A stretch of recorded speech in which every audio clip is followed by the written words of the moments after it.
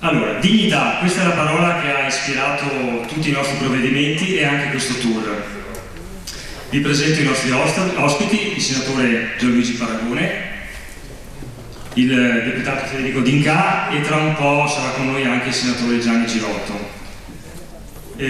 Sono con noi per questa sera per approfondire e chiarire i tanti provvedimenti messi in campo da questo governo in appena un anno di legislatura. Al termine dell'intervento di Gianluigi ci sarà uno spazio sicuramente per le domande, per i confronti con voi. Saluto la sindaca di Oderzo che è qui presente con noi, la ringrazio di essere venuta, di aver raccolto il nostro invito, e un doveroso ringraziamento a tutto il gruppo Meetup provinciale della provincia di Treviso che ha dato una mano attivamente alla realizzazione di questa serata.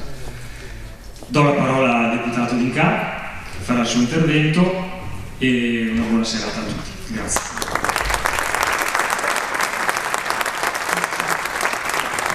Buonasera a tutti, intanto grazie mille per essere venuti questa sera, è una serata importante in cui vogliamo così dare un pochettino di informazione di quello che abbiamo fatto in questi primi mesi, ma soprattutto insomma dare anche diciamo una visione sul Veneto, che secondo me è corretto, con alcune tematiche che ci riguardano. Io ho fatto qualche slide e poi sicuramente poi risponderemo a tutte quante le domande che volete fare. Chiaramente io sono già convinto e sicuro che l'intervento che vedo già con le bandiere esposte, vedo Andrea Armani e tante persone, avete sicuramente delle domande da fare sulla parte bancaria. Permettetemi nella parte iniziale di dare qualche cenno di qualcosa che forse non si è conosciuto nel corso del tempo, ma che abbiamo fatto in Parlamento e che ritengo estremamente importante. Una delle prime cose che abbiamo fatto è quella di tagliare i vitalizi, l'avete sentito più volte, risparmieremo da qui tra Camera e Senato nei prossimi 5 anni 340 milioni di euro. Non sono forse le cifre che salveranno il Paese, ma sono cifre importanti. Abbiamo fatto il taglio di circa 2500 ex parlamentari. Soltanto alla Camera abbiamo avuto all'incirca 1300 ricorsi su 1400 parlamentari che hanno subito un taglio, e alcuni di questi parlamentari prima di fare il taglio ci hanno anche in qualche maniera, forse anche abbastanza subdola, insomma, dichiarato che nel caso vi fossero dei procedimenti giudiziari sarebbero intervenuti sul nostro patrimonio personale. Non per questo il Movimento 5 Stelle è tornato indietro, il Movimento 5 Stelle ha voluto dare questa importante rivoluzione, che poi è una rivoluzione, di andare a tagliare quello che è stato il vitalizio degli ex parlamentari, quelli che hanno fatto magari 5 anni, se va bene, o hanno fatto un giorno in Parlamento e si potevano permettere di rimanere a casa con 3, 4, 10.000 euro lordi che arrivavano ogni mese. Oggi poi queste cose non succedono e credo che questo sia un grande merito del lavoro fatto in questi primi mesi. Lo ripeto ancora una volta, sono 340 milioni di euro, sono 45 milioni di euro all'anno, 228 milioni di euro per la Camera e sono quasi 23 milioni di euro per il Senato all'anno, 112 milioni in 5 anni. Sono, a mio parere, cifre importanti, nessuno l'aveva fatto prima, anche questa volta ci hanno detto che non si poteva fare. La prima cosa che abbiamo fatto entrando, piantando i piedi all'interno degli uffici di presidenza, a costo adesso di trovarci con migliaia di ricorsi di ex parlamentari, abbiamo fatto questo importante passo in avanti. Non solo, all'interno della legge di bilancio sapete tutti che abbiamo chiesto a tutte quante le regioni di intervenire anche sui vitalizi dei consiglieri delle varie regioni del nostro paese, che sono un altro luogo, se così possiamo dire, di casta e di privilegio, e anche lì, se vogliono avere i finanziamenti successivi, devono intervenire con un importante taglio, e anche oggi sui giornali veneti c'erano già le prime notizie del taglio da parte della Regione Veneto ai vitalizi degli ex consiglieri delle 20 regioni del nostro paese. Un altro passo in avanti, visto che faccio il questore della Camera. Il questore della Camera è una sorta di consiglio di amministrazione della Camera dei Deputati. Il consiglio di amministrazione in pratica ha in mano la cassaforte della Camera dei Deputati. La Camera costa all'incirca 958 milioni di euro all'anno, siamo calati diciamo nell'ultimo anno di un centinaio di milioni di euro, sono calati per le spese di funzionamento 10 milioni di euro, per un taglio di vitalizi di 45 milioni di euro, e taglieremo, abbiamo fatto anche il blocco delle indicizzazioni degli stipendi dei parlamentari fino al 2021, e anche da questo prenderemo 41 milioni di euro. Io vi do queste notizie che non sono quelle, potremo parlare di reddito di cittadinanza, dopodiché se avete domande lo possiamo rispondere, di quota 100, di quello che volete, ma per dare indicazione che stiamo lavorando su ogni singolo punto. Ogni persona, dei 330 parlamentari del Movimento 5 Stelle sta lavorando su dei punti specifici e ognuno sta cercando di portare a casa i migliori risultati possibili. In questo caso io, nella mia operazione, che è quella di essere questore della Camera, sto cercando di poter fare snellire il bilancio della Camera. Oggi noi sono convinto che possiamo scendere di 100 milioni di euro, abbiamo 958, probabilmente nel prossimo futuro possiamo abbassare il valore dei soldi che lo Stato dà per il funzionamento della Camera dei Deputati, possiamo scendere sotto i 900 milioni di euro, arrivare a 850. È un processo lungo, ma credo che saremo in grado di poterlo portare avanti. Altri valori importanti che vi sono.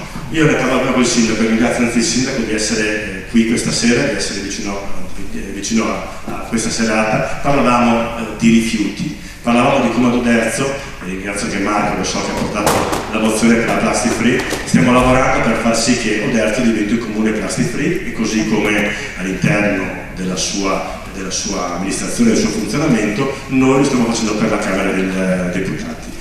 Sono piccole cose queste, io lo ripeto, non sono cose, ne parlavamo prima, però di fatto sono atti importanti per dare un impegno nei confronti dell'ambiente.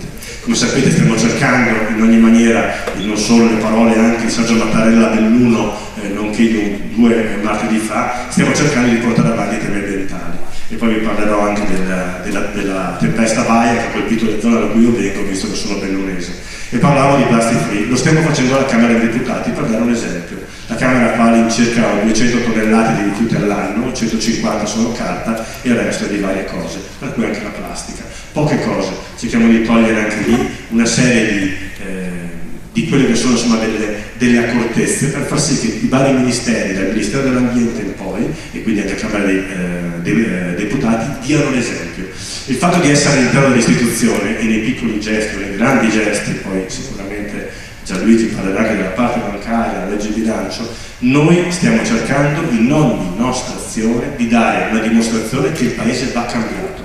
E noi, io lo ripeto, che lo facciamo per i nostri stipendi, con la restituzione dei nostri stipendi, fino ad oggi siamo arrivati ad oltre 100 milioni di euro di nostri stipendi restituiti, che non salveranno mai il Paese, non salveranno il pianeta, ma sono sempre continuamente la volontà del Movimento 5 Stelle di dare dimostrazione di mantenere le promesse del passato. Abbiamo detto che ci togliamo lo stipendio, l'abbiamo fatto per 5 anni, per me è il 6º anno consecutivo, io fino ad oggi ho restituito oltre 200.000 euro, nella carica di questore avevo diritto, come gli altri colleghi parlamentari che sono in ufficio di presidenza, a 3.100 euro lordi al mese. Li abbiamo tutti quanti tagliati, non abbiamo retribuzioni ulteriori rispetto a quello che ci spetta, noi abbiamo circa 3.000 euro al mese come stipendio e il resto va rendicontato e poi va restituito. E questo qui, guardate, avere una forza politica con 330 parlamentari che rispetta le regole e si porta, diciamo, a tagliarsi lo stipendio è una cosa che non si vede in nessun altro paese, io credo, del mondo. Per cui, insomma, ripeto, per me è un grandissimo orgoglio. Tra le altre cose, se mi permettete, poi passo a qualcosa che ci ha toccato negli ultimi mesi. Questa è un'immagine appena sopra Rocca Pietore. Insomma, avete visto 1000 immagini dell'alluvione del 29, del 30 di ottobre. Io l'ho vissuta, sono rimasto dell'1, abbiamo avuto venti a 200 km/h, sono caduti milioni di alberi, abbiamo a terra circa 15 milioni di metri cubi di alberi, 15 milioni, è una quantità enorme, solo per svuotare il lago di Alli che ci vogliono 30.000 camion dai sedimenti che sono arrivati nel corso del tempo. Sono cadute 700 millilitri di acqua, quindi fate conto 70 centimetri di acqua in 4 giorni, una tempesta mostruosa.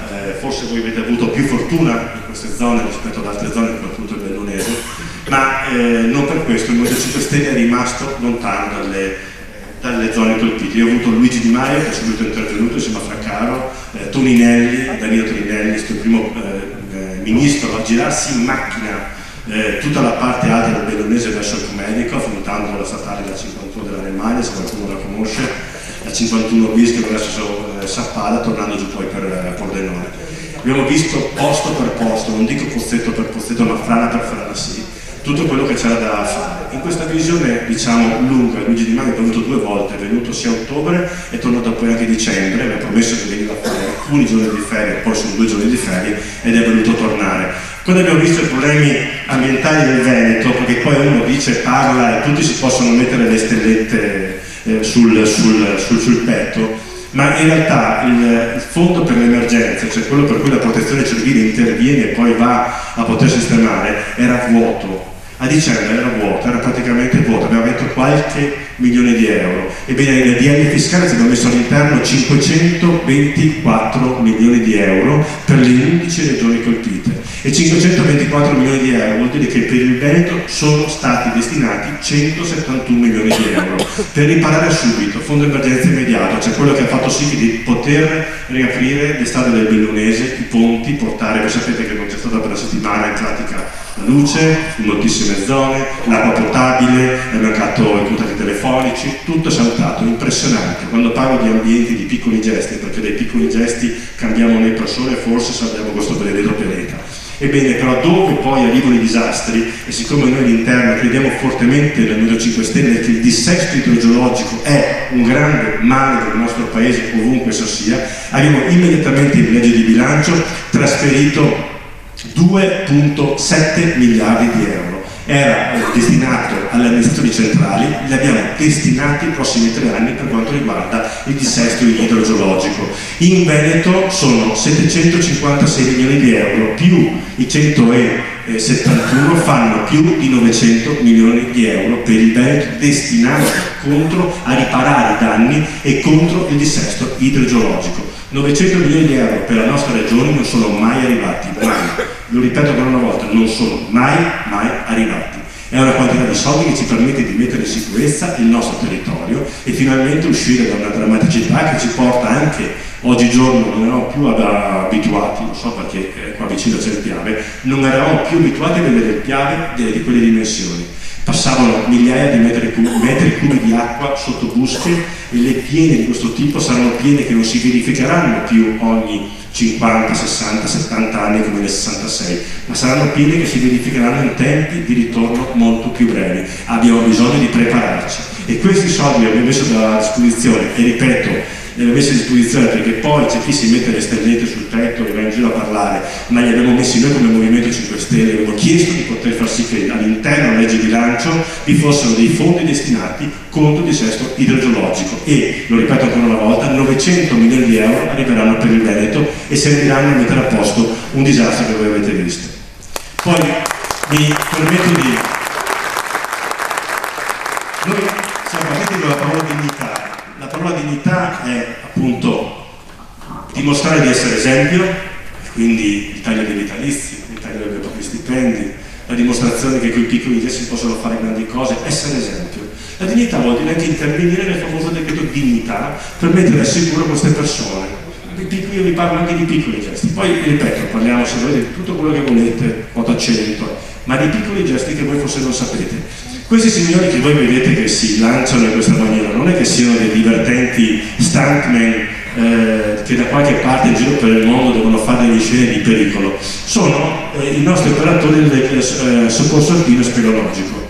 Sono 750 persone in Veneto, sono persone che hanno fatto centinaia, migliaia di interventi negli ultimi anni per raccogliervi in montagna se serve. Vi siete spaccati una gamba, vi piace la montagna? A me piace moltissimo la montagna, forse anche a voi vi piace, o almeno qualche giornata passate. Sono quelli che si calano con l'elicottero, sono quelli che vengono a raccogliervi. E queste persone avevano un problema che venivano portati in tribunale. Alcuni di essi, per quanto riguarda una problematica legata al Jobat, ancora Jobat, all'interno del Jobat c'era una clausola che non era destinata a loro e li portava in tribunali. Anche in queste piccole cose qua c'è il cambiamento. Abbiamo modificato la legge, anche lì ci ha detto che era difficile. difficile, che non si poteva, abbiamo fatto pressione, abbiamo modificata e oggi queste persone hanno la possibilità di essere volontari, di avere qualcuno in co, perché questa è una sua funzione all'interno, ma di non essere più portati davanti al tribunale amministrativo, che non è una cosa da poco. Io vi parlo anche di qualcos'altro. Sapete perché Terna? Sapete che Terna farà degli interventi nella regione Veneto? Farà degli investimenti per 420 milioni di euro. Sono 420 milioni di euro che vanno a risolvere alcuni nodi. Che cosa vuol dire questo? Non c'è mai stato prima, a parte il Movimento 5 Stelle, una fortissima vicinanza a chi diceva che c'erano problematiche enormi per i nuovi tragitti e degli elettrodotti. Questi elettrodotti sono la famosa Dalla Cammin, ci sono alcuni passaggi del Bellunese. Bene, Terna finalmente, grazie alla spinta del Movimento 5 Stelle, io ringrazio Davide Crippa, che è il sottosegretario al Ministero dell'Industria e dello Sviluppo Economico, che si occupa di energia. Ebbene, abbiamo spinto Terna a fare maggiori investimenti sul territorio. Questo vuol dire che sul territorio verranno messi sottoterra questi cavi, verranno tolti i tralicci che magari erano vicini alle vostre case. Io non so dove capitate tutti quanti. Probabilmente qualcuno di voi potrebbe essere fortunato e vede sul traliccio che oggi penzolava vicino alla propria casa finalmente tolto ed interrato all'interno. Quindi avremo un aspetto diverso del nostro Veneto e questo investimento è pari a 420 milioni di euro. Come vedete possiamo parlare di 1000 cose diverse, sono cose un po' meno conosciute queste, che però sono centinaia di milioni di euro che presi da una parte all'altra vogliono fare cambiare il nostro paese, perché siccome siamo veneti alla fine conosciamo il fatto che da una parte occorre avere etica, moralità, capacità di visione, dall'altra per fare una cosa bisogna avere scale e per poter cambiare le operazioni ci vuole anche una forza di governo che ha soltanto la volontà di poter cambiare il paese e lo fa su ogni singola azienda statale, lo fa con Enel per quanto riguarda le centraline che devono essere messe e con tutta quanta la parte delle centraline per fare le ricariche dell'energia elettrica alle prossime auto del domani. La nostra spinta verso l'innovazione tecnologica, di questo parlerà sicuramente Gianni Girotto nella parte industria, Gianni Girotto che è presidente al Senato della Commissione per le attività produttive. Ecco, di altre vi do ancora qualche informazione in più. Questa non la sapevate neanche questa. Noi nel nostro paese abbiamo un team per la trasformazione digitale. Cos'è un team per la trasformazione digitale? È un gruppo di persone che noi abbiamo voluto altamente salvare, diciamo, dalla fine sicura, perché poi alla fine di volta in volta nello spoil system, nel cambiamento continuo che avviene da un governo all'altro, vengono cancellate molte cose. Noi abbiamo preso questo gruppo di persone, l'abbiamo rafforzato, lo stiamo rafforzando e sono quelli che vi trasformeranno la vita sotto il profilo digitale a voi che avete un'interazione con la pubblica amministrazione. Oggi le persone, io ripeto, le persone sulla pubblica amministrazione, che noi diciamo burocrati alcune volte, sono persone che cercano di poter fare meglio che si può, però hanno degli aspetti tecnologici che non gli permettono di poter dare il meglio di se stessi. Molto spesso fanno, il sindaco lo sa, fanno cose ripetitive, cose che potremmo trasformare sotto il profilo digitale.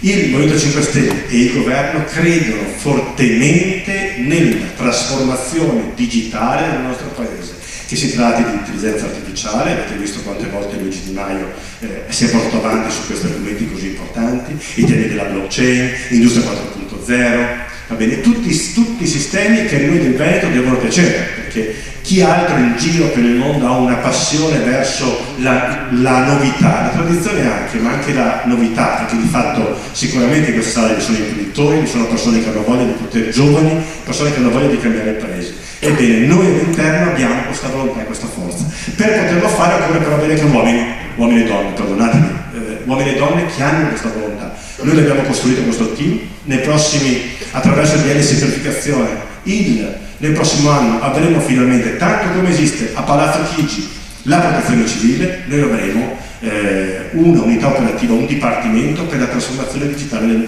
del nostro paese. Tanto quanto la Gran Bretagna, tanto quanto la Germania, tanto quanto la Francia. Prima non c'era nulla del genere, era completamente bloccato. E più ancora, quando noi parliamo di trasformazione digitale, noi parliamo anche di, come posso dire, oggi i dati sono il nuovo petrolio, la nuova moneta forse anche, più che il petrolio, se mi permettete. ed è una moneta cantante, se la giocano una parte i cinesi, che oggi avevamo, dunque dovremmo essere capaci di essere noi traghettatori per l'Europa verso direzioni diverse, verso una visione più lunga, essere capaci di poter essere ponte in questa bellissima Italia verso il Medio Oriente, verso l'India, verso la Cina, anche verso l'Africa nel senso di investimenti e di rapporti commerciali che fanno crescere i nostri investimenti interni e la nostra capacità di esportazione. Ricordo a tutti che noi esportiamo per 50 miliardi di euro all'anno e noi aumentiamo le nostre esportazioni di 40 miliardi di euro all'anno, sono cifre pazzesche. Ebbene, noi nell'ultima legge diamo le basi per poter costruire una NewCo vuol dire una nuova azienda all'interno di Cassa Depositi e Prestiti, che parlerà di pagamenti digitali, che parlerà della gestione per quanto riguarda i vostri dati sempre tenendoli diciamo sorvegliati perché non vadano persi, perché non si sporcano, perché poi siete importanti per quello che fate. Le grandi aziende americane si giocano la partita sui vostri dati. Un paese come il nostro, che è la settima o l'ottava potenza mondiale, deve avere capacità di poter avere visione sui dati delle persone. Ecco perché per noi, come Enrico Mattei, insomma, cercò di poter perforare la pianura padana dicendo che c'era il petrolio, ma trovò il gas e fece del cane a sei zampe dell'Agit del tempo una grande azienda come l'Eni, con tutti i pregi e difetti, ma riuscì a dare energia al paese perché partissero gli anni 50, perché partissero gli anni 60. Noi oggi, come lui allora, gli dissero chiudi quell'azienda, chiudi l'Agit perché non serve a nulla, ha solo qualche pozzo di petrolio in Iraq, non serve a nulla, per pensare un po'. Oggi noi dobbiamo essere capaci di vedere il futuro e di essere un paese capace di affrontare le sfide tecnologiche e lo vogliamo fare passando da questa azienda che abbiamo creato oggi in Cassa Depositi e Prestiti. Se mi permettete ancora un passaggio, i primi 5.000 abitanti del nostro paese, a partire da agosto o da settembre, inizieranno a utilizzare un'app. Voi avete il cellulare in mano, avete lo smartphone, penso, una roba così, anche voi penso, di qualsiasi marca adesso sia, ce lo avete. Avete varie app, vi collegate su WhatsApp, su Facebook, su cose del genere. Ebbene, preparatevi. Io credo i primi comuni partiranno, magari sarà Milano, Torino, alcuni un po' più grandi, partiranno di poter avere un collegamento diretto con la pubblica amministrazione attraverso le app. Le app sono già in qualche modo fornite, ma un'app in qualche maniera, non dico centralizzata, ma capiente, che tiene conto di tutto, verrà gestita nei prossimi mesi, la metteremo a disposizione dei nostri comuni, ci permetterà di poter pagare la mensa, pagare una multa che si prende, succede il sindaco che qualche cittadino prende la multa, a me è successo ancora, permetterà di poterla pagare direttamente dal cellulare, permetterà di poter affrontare il pagamento della mensa, avere la dichiarazione di quando ti scade la carta d'identità, alcuni piccoli processi che rendono la vita migliore, ci permettono di poter risparmiare tempo e di poter vivere in maniera diversa il rapporto con la pubblica amministrazione e permettere alla pubblica amministrazione di concentrarsi sul fare anche cose più importanti che soltanto avere il rapporto col pubblico, per quanto importante sia. Ecco, noi riusciamo in questa maniera a poter risparmiare altri centinaia, forse miliardi di euro e di portare questo paese, che oggi è nelle classifiche europee del digitale al 25° posto su 27. Noi vogliamo far sì che entri entro fine legislatura tra i primi 10 ed è essere il 25° o tra i primi 10 vuol dire portarsi vicino a paesi come la Francia e non essere sempre gli ultimi, o non essere gli ultimi rispetto alla Germania, cosa con cui noi abbiamo intensissimi rapporti commerciali. Vi ricordo sempre che i rapporti commerciali sono: prima viene la Germania, poi la Francia e poi gli Stati Uniti. Questo è quello che noi facciamo, è ancora di più una regione come la nostra. Io spero ancora qualche minuto? Sì. Vi voglio parlare delle Olimpiadi di Cortina, visto che è una cosa che è uscita ieri. Abbiamo fatto un importante passaggio in più. Come sapete, noi siamo stati altamente attenti ad ogni spesa. L'abbiamo fatto con le Olimpiadi di Roma, dove non c'erano i presupposti per poterle fare. Abbiamo detto di sì ai mondiali di sci di Cortina 2021, su quali investiamo 242 milioni di euro ammodernamento delle strade, ammodernamento dei vari percorsi, e crediamo fortemente anche delle Olimpiadi. Crediamo ancora di più da ieri. Perché ieri? Perché ieri abbiamo avuto a Palazzo Chigi la presentazione di uno studio chiesto alla Sapienza, al Dipartimento Economico della Sapienza, per poter capire quanto saranno gli introiti derivanti dalle Olimpiadi di Cortina. fatturato totale sarà 2,3 miliardi di euro, e questo è già una cifra importante. L'investimento da parte del CIO, i soldi che vengono dati, è un poco superiore al miliardo di euro, quindi parliamo delle Olimpiadi Milano-Cortina. E poi avremo all'interno di questo, hanno fatto un calcolo finanziario delle entrate finanziarie che avrà lo Stato. Ebbene, queste entrate saranno di 600 milioni di euro, a fronte di investimenti da parte dello Stato centrale di 415. Un sacco di numeri vi sto dicendo, però alla fine dei conti vuol dire che è in positivo per 185 milioni di euro.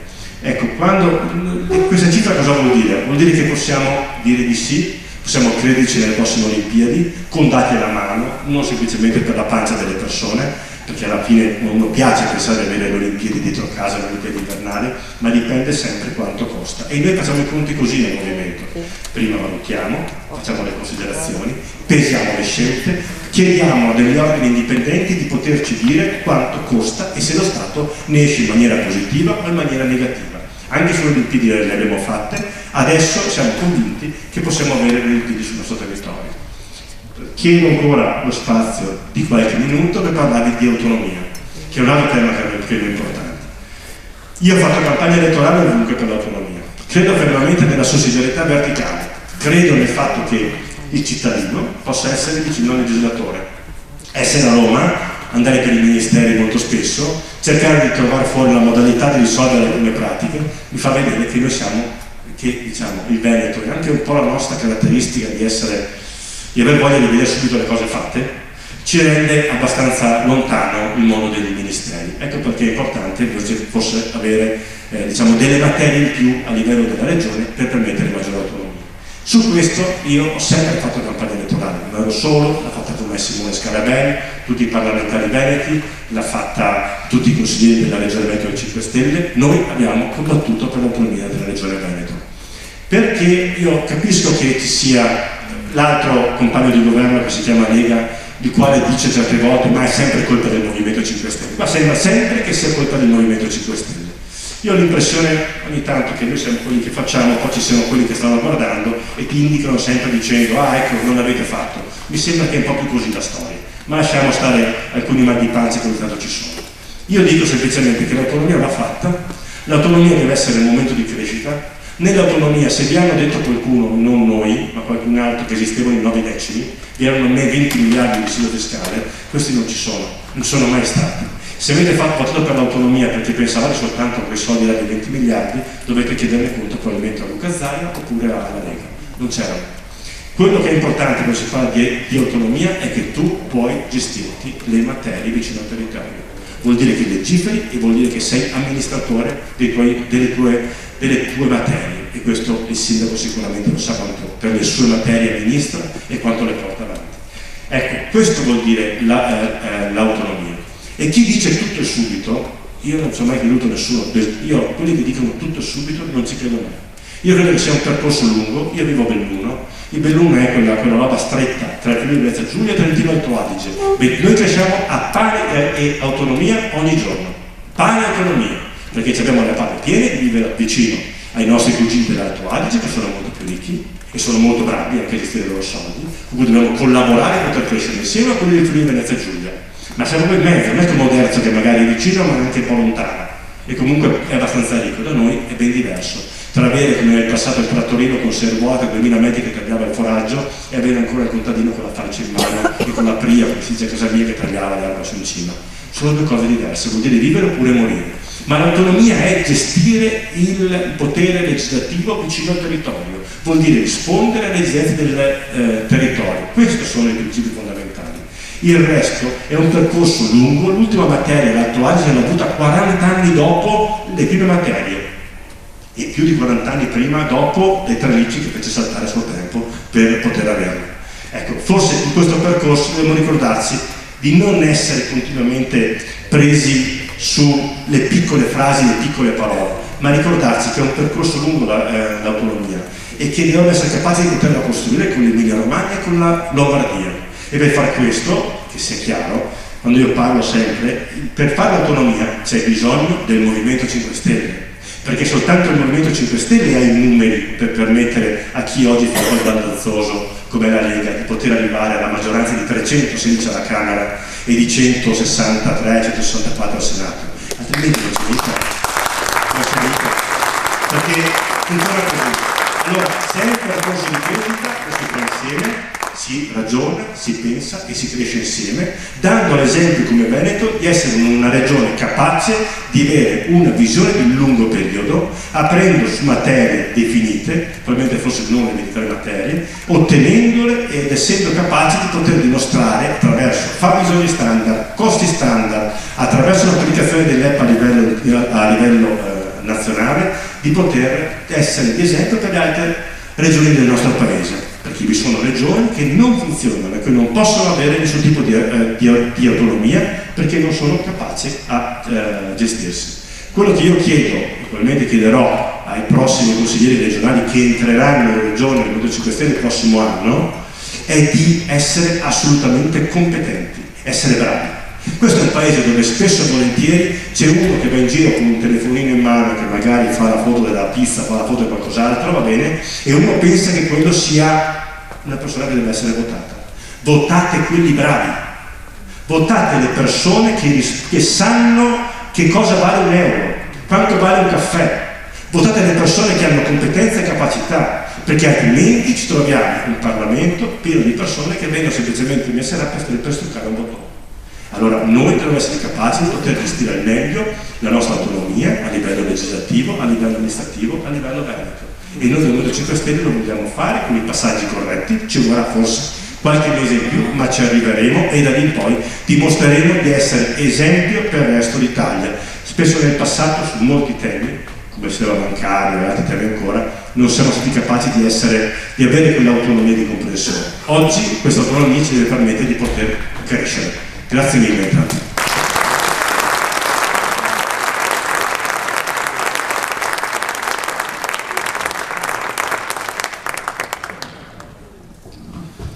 Buonasera, io mi sono preso un paio di appunti. Allora,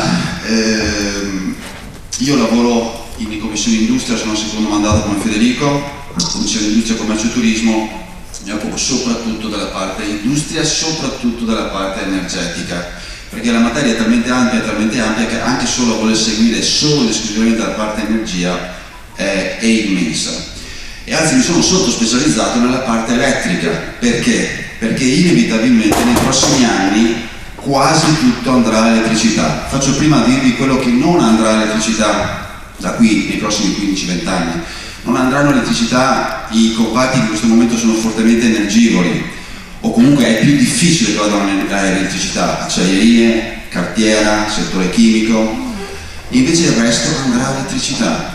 Il riscaldamento andrà con le pompe di calore elettriche perché hanno un'efficienza elevatissima, molto superiore anche alle caldaie a condensazione. Chi di voi ha cambiato caldaia ultimamente probabilmente il suo installatore gli avrà consigliato una caldaia a condensazione. Le pompe di calore elettriche sono ancora più performanti.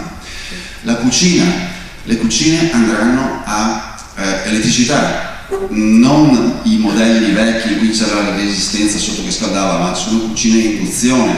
Se qualcuno di voi conosce un amico, un parente che ha una cucina a induzione, vada a casa sua, si faccia offrire un caffè e calcoli il tempo che ci vuole alla moka per bollire, per arrivare a fare il caffè. È un tempo rapidissimo perché l'efficienza delle cucine a induzione è tripla, è 3 volte superiore alle cucine a gas. Nelle cucine a gas il 30% dell'energia contenuta nel gas va sull'acqua per far bollire la pasta o il caffè, il 70% va nella cucina e le signore sanno cosa significa cucinare d'estate.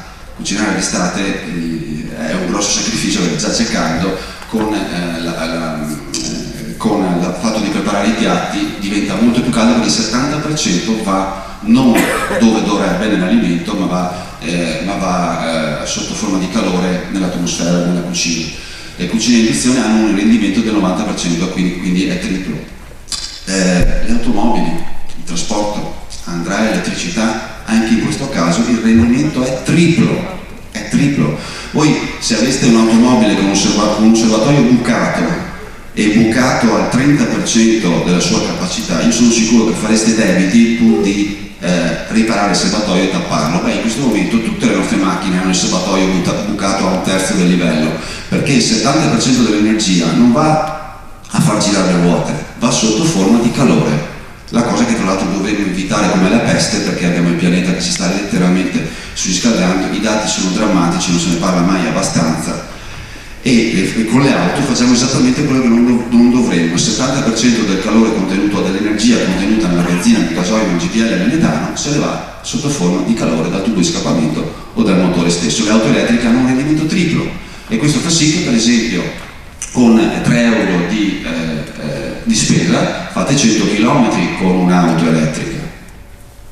Prima sono andato a visitare un'azienda che fa i quadricicli elettrici. Quelli con 1 euro di elettricità fanno 100 km. Sono quadricicli, quindi sono mini macchinette. Gli scooter la stessa cosa. Anche in questo caso le auto elettriche hanno un rendimento triplo. Tra l'altro recuperano energia anche in frenata, e siccome molto spesso l'utilizzo si fa nelle città, accelera, frena, con una macchina a benzina, a gasolio, le frenate sono il peggio possibile dal punto di vista dell'energia, perché impiego energia per frenare. Con l'auto elettrica si ricarica la batteria. Poi vi dico anche qualcos'altro su automotive, ma vi dico subito già delle cose che abbiamo ottenuto. In questo caso già nella scorsa legislatura abbiamo ottenuto un risparmio di circa 1 miliardo di euro in bolletta, semplicemente studiando, specializzandosi, andando a imparare che cos'è per esempio il mercato dei servizi di dispacciamento. Chi di voi sa cos'è il mercato elettrico dei servizi di dispacciamento? Beh, non lo sapevo neanche io, naturalmente 6 anni fa, quindi non c'è nulla di che. È un mercato elettrico in cui si vende l'energia, quella dell'ultimo momento, quella all'ultimo minuto, quella che non sono stato capace di programmare il giorno prima, perché l'elettricità si compra il giorno prima, poi si compra durante il giorno col mercato infragiornaliero, ma se non ho fatto bene i miei conti la compro all'ultimo momento, agli ultimi minuti, con il mercato del dispacciamento. Il problema qual è? Che essendo l'energia che io la voglio lì all'ultimo minuto perché mi sono accorto di essermi sbagliato, costa 10, 20, 30 volte di più. È ovvio, la voglio all'ultimo minuto, non l'ho prenotata prima, me la fanno pagare carissimo. E questo mercato è ancora a totale beneficio delle fonti fossili. Stiamo lavorando per permettere la partecipazione anche alle fonti rinnovabili, però è ancora per le fonti fossili. Bene, 2 anni fa, con una manovra improvvisa di speculazione, e non lo dico io, è stato sancito da sentenza che è stata una manovra speculativa, in 3 mesi ci hanno fatto pagare 300 milioni, più 300 milioni, più 350 milioni di sovraccosti di dispacciamento. Se non c'era qualcuno che si studiava i dati e osservava questo picco ingiustificato, e denunciava la cosa, l'Italia, il popolo italiano avrebbe pagato 1 miliardo in più di dispacciamento. Questa cosa io l'ho notata, l'ho scoperta, l'ho denunciata, il Tribunale di Milano è partito con la causa è stata vinta, e questi soldi non sono neanche stati fatti pagare, non è che sono stati restituiti, proprio l'aumento è stato bloccato, è stato congelato, e quindi insomma io posso dormire tranquillo sapendo che vi ho fatto risparmiare 1 miliardo secco in bolletta elettrica. Adesso andiamo avanti con tutta una serie di cose che afferiscono sempre il mercato elettrico, perché ribadisco sarà sempre più importante. Già adesso è estremamente importante, ma lo sarà sempre di più. Vi ho spiegato perché andrà quasi tutto a elettricità. Allora, se io vi parlo di concetti tipo demand response, tipo aggregatori come gli UVAM, se vi parlo appunto dei servizi ancillari del mercato elettrico, se vi parlo di autoconsumo, sono concetti che probabilmente non vi dicono molto, ma sono i concetti su cui stiamo lavorando, grazie ai quali faremo scendere i prezzi della corrente elettrica. Non è semplice, in Italia non c'è nulla di semplice, soprattutto quando parliamo a livello legislativo, ma ci stiamo lavorando. Vi faccio un esempio pratico, che così non rimangono parole diciamo tecniche. Sui condomini l'Italia è l'unico paese in Europa praticamente non si installano impianti fotovoltaici. ma non perché non siamo capaci di installare un impianto fotovoltaico sul tetto, ma perché in questo momento, eredità della scorsa legislatura, se tu ti installi l'impianto fotovoltaico sul tetto del condominio, puoi alimentare solo l'ascensore e le luci del vano scala comune. Questo per legge, non perché non siamo capaci di alimentare tutti gli appartamenti, perché per legge è stato bloccato, è stato impedito, è stato proprio posto il divieto di utilizzare una particolare tipologia di rete che si chiama SDC, sistemi di distribuzione chiusa, e quindi insomma se io metto l'impianto sul tetto non posso dare l'energia ai vari appartamenti, una cosa assurda, soprattutto se calcolate che noi vogliamo passare alle energie rinnovabili, che è più economico l'energia proveniente dal sole, perché il combustibile non lo pago, non pago nemmeno una parte di oneri di sistema perché non utilizzo la rete di distribuzione, quindi per legge sono esentato dal pagamento di quegli oneri perché non uso la rete pubblica. E soprattutto abbiamo 20.000 ettari di superficie nel condominio. Noi abbiamo 1.200.000 condomini in Italia, ci vivono 20 milioni di persone, sono 20.000 ettari di superficie. Quindi neanche spallometricamente, è stato fatto un calcolo preciso dalle società che hanno tutti i dati catastali, eccetera, eccetera. Potremmo installare 70 gigawatt di fotovoltaico. Sapete quanti gigawatt di fotovoltaico abbiamo ad oggi? Ne abbiamo 19. Usando solo i tetti dei condomini ne potremo installare altri 70, ma finché non togliamo questo divieto, e lo stiamo facendo, ma vi ribadisco, non è semplice, c'è qualche leggerissima resistenza. 70 gigawatt li potremo installare, voi pensate solo ai posti di lavoro, io non dico che tutti i 1.200.000 condomini si metterà il fotovoltaico sul tetto, ma se la metà, un terzo dei condomini, perché conviene l'elettricità autoprodotta, costa di meno. Ecco. Se anche solo un terzo dei condomini installasse il fotovoltaico sarebbero 400.000 mini cantieri, piccolissimi cantieri, ovviamente non è che si risolve il problema lavorativo italiano, però sarebbero 400.000 impianti in più che andrebbero installati e tantissime persone che comincerebbero a pagare di meno l'elettricità perché utilizzerebbero quella che gli arriva gratis dal sole, quindi sono esentati da pagare una certa parte di oneri di sistema. Sto lavorando per quanto riguarda l'edilizia. L'edilizia è un altro colabrodo, è un'altra macchina che osservatorio è bucato. In questo caso è bucato al 40%, perché il 60% dell'energia che buttate dentro nella caldaia a metano o in un'altra forma di riscaldamento che avete, il 60% se ne va, perché mediamente i nostri edifici disperdono il 60% dell'energia che gli diamo d'inverno per riscaldarli e d'estate per rinfrescarli. E guardate che l'energia che diamo d'estate è tantissima. Il sistema noi lo mettiamo sotto stress sempre in luglio-agosto, perché in quel momento attacchiamo tutti i condizionatori possibili immaginabili, e vi faccio un appello: abbassate i condizionatori, perché tra l'altro c'è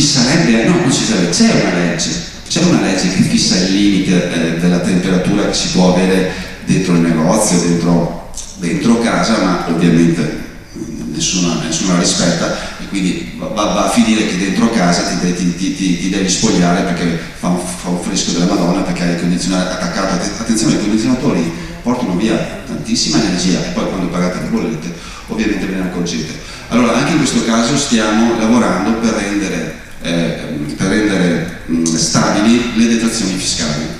Le detrazioni fiscali che sicuramente molti di voi hanno già utilizzato, il 65% per mettere i serramenti, per mettere il cappotto isolante sul tetto, per mettere i cappotti isolanti all'esterno, per cambiare la caldaia. Ecco, anche questi lavoriamo per stabilizzarli per 3 anni, in maniera da dare un segnale ai produttori che possono investire in nuovi prodotti e ai cittadini che possono farsi il loro investimento con calma, perché avranno 3 anni di tempo. Ce l'avevamo provato anche in questa legge di bilancio di dicembre scorso, però sapete benissimo che abbiamo fatto un enorme sforzo per il reddito di cittadinanza e la flat tax, e adesso incominciano ad arrivare i soldi per il reddito di cittadinanza, quindi sapete li abbiamo messi il grosso della cifra, quindi lo metteremo nella prossima legge di bilancio, questa stabilizzazione. Con questi interventi è possibile tranquillamente dimezzare la bolletta energetica. Se voi vi prendete l'ultimo studio di Lega Ambiente, ha fatto un'ipotesi tipo su un condominio tipo da 20 appartamenti, Quindi efficientamento energetico più fotovoltaico, il costo di queste operazioni, quindi mettere il fotovoltaico sul tetto e coibentare, rendere efficiente l'edificio con un nuovo impianto termico, questo costo si ripaga in 2 anni e mezzo. Questo costo si ripaga in 2 anni e mezzo. Poi, se la matematica non è un'opinione, tutti gli anni successivi significa risparmio e quindi guadagno, in buona sostanza. Mobilità sostenibile. Vi ho parlato prima un attimo dell'auto e qui mi preme dirvi una cosa molto importante. In Italia abbiamo una filiera dell'automotive che complessivamente ammonta a circa 1 milione di persone. Dico circa perché ci sono degli studi che dicono 800.000 persone, ci sono altri studi che dicono 1.200.000, quindi facendo proprio la media matematica, dico circa 1 milione di persone sono afferenti alla filiera dell'automotive. Ora, la preoccupazione più importante per qualsiasi politico è non perdere posti di lavoro. Ora, se noi subiamo la trasformazione, questi posti di lavoro li perdiamo di sicuro, perché tra poco ciascuno di voi comincerà a preferire le auto elettriche, perché già adesso, se vi fate bene i conti e ci mettete il risparmio del bollo, il risparmio dell'assicurazione, il risparmio del parcheggio e del fatto di poter transitare nelle ZTL, il combustibile, vi ho detto 3 euro per fare 100 km, e soprattutto la manutenzione, perché un'auto elettrica è molto più semplice di un'auto con motore a scoppio. Il motore elettrico è molto più semplice di un motore a scoppio. Se voi fate il conto di questo, lo spalmate, che ne so, dai 5 ai 10 anni di vita, già adesso l'auto elettrica conviene di più. Chiedetevi perché i tassisti le comprano già ibride. Le comprano già ibride perché sono pazzi i tassisti? Non credo proprio, credo che il loro lavoro lo sappiano fare bene. Quindi tra poco ciascuno di voi inizierà a comprare le auto elettriche. Se non le produciamo noi, le stanno già producendo gli altri. Quindi io sto girando l'Italia, sto parlando continuamente con gli operatori, sto spingendo per il passato, che non sarà indolore, ma tutti gli studi internazionali ci dicono che se noi governiamo e non subiamo questo cambiamento, i posti di lavoro saranno di più, perché il solito discorso: arriva una tecnologia nuova, si perdono dei posti di lavoro vecchi, ma se ne creano di nuovi. È sempre così, quando arriva una nuova tecnologia si perdono dei posti di lavoro vecchi, se ne creano di nuovi. Tutta una nuova filiera. E quindi noi dobbiamo anticiparla, ed è quello che stiamo facendo, perché stiamo dalla scorsa legislatura dialogando con il settore dell'automotive, così come lo stiamo facendo per la chimica verde. Io sono già andato, per esempio, nella bioraffineria di una nota compagnia petrolifera italiana, e sono andato non perché mi piaccia particolarmente questa azienda petrolifera italiana, ma perché quella è una bioraffineria, quindi il combustibile viene ricavato su base biologica. Attualmente è verissimo, soprattutto da olio di palma, per cui non sono affatto contento, ma è il primo stadio. Già utilizzano oli di frittura, per cui cominciate a conservarvelo, perché tra un po' parrà dei bei soldini, perché il vostro olio di frittura basta filtrarlo, pulirlo un po' e modificarlo un po' e diventa combustibile. Loro stanno già facendo incenta di olio di frittura e la trasformano in biocombustibile. Gli scarti di macelleria, i grassi diventano biocombustibili. Loro si stanno già preparando su questo, e anche questo significa nuovi posti di lavoro, conversione della filiera. Il cemento da solo sul pianeta è responsabile del 2% delle emissioni di CO2 sul pianeta, solo il cemento, e basta, da solo. Quindi un piccolo miglioramento nella produzione del cemento significa un grosso risultato a livello ambientale globale, e con questi ci stiamo lavorando, sempre lavorando sul tema della fiscalità ambientale, sulla quale, non mi nascondo, dobbiamo ancora migliorare molto, ma ce l'abbiamo ben chiara che la strada è quella. Un primo esempio l'abbiamo fatto proprio col bonus malus dell'automobile. Abbiamo detto: vuoi comprarti un'automobile? Attenzione, un'automobile categoria M1, se guardate la classificazione del codice della strada, M1 significa autovetture per trasporto persone fino a 8 posti, quindi non i veicoli commerciali, automobili. Se te la vuoi comprare che emette più di 160 grammi per chilometro, ti paghi il malus. Con il malus paghiamo il bonus, cioè paghiamo chi si acquista le auto elettriche e le auto ibride. Quindi paghiamo chi inquina di più, facciamo pagare chi inquina di più e con quel sovragettito incentiviamo chi inquina di meno. E questo sarà una cosa su cui il Ministero dell'Ambiente e il MISE stanno già lavorando per estendere questo concetto dappertutto, perché sarà un concetto guida. Anche nel settore del tessile l'Italia ha un Made in Italy che piace moltissimo nel mondo. Se oltre a dare vestiti con un design, diciamo così, imbattibile, comunque che ci viene invidiato in tutto il mondo, cominciamo a dare anche vestiti a impatto quasi zero, abbiamo un plus in più per entrare in tutti i mercati che vogliono vestiti chimicamente non dannosi. In questo momento per produrre vestiti si utilizzano 400 sostanze chimiche decisamente pericolose. Quindi quando comprate un vestito, se arriva da determinati paesi che hanno una legislazione non proprio ferrea, facciamoci qualche domanda. Io sto lavorando con la filiera di Prato, la filiera di Prato è già pronta per produrre vestiti in cui queste 400 sostanze chimiche dannose sono state sostituite da sostanze non pericolose. Class action, in Commissione Industria abbiamo appena, si dice licenziato, abbiamo votato gli emendamenti alla class action, che quindi arriverà a breve per diventare legge. Sapete, la class action è la relazione di classe unica con la quale quando un cittadino ha ricevuto un danno, tantissimi cittadini hanno ricevuto lo stesso danno, faccio l'esempio le bollette elettriche con dei sovrapprezzi, bollette telefoniche, voli aerei, ritardi persi, allora si fa un'azione unica. Prima Federico diceva i dati sono il petrolio, i dati sono chi gestisce i dati, gestisce tutto.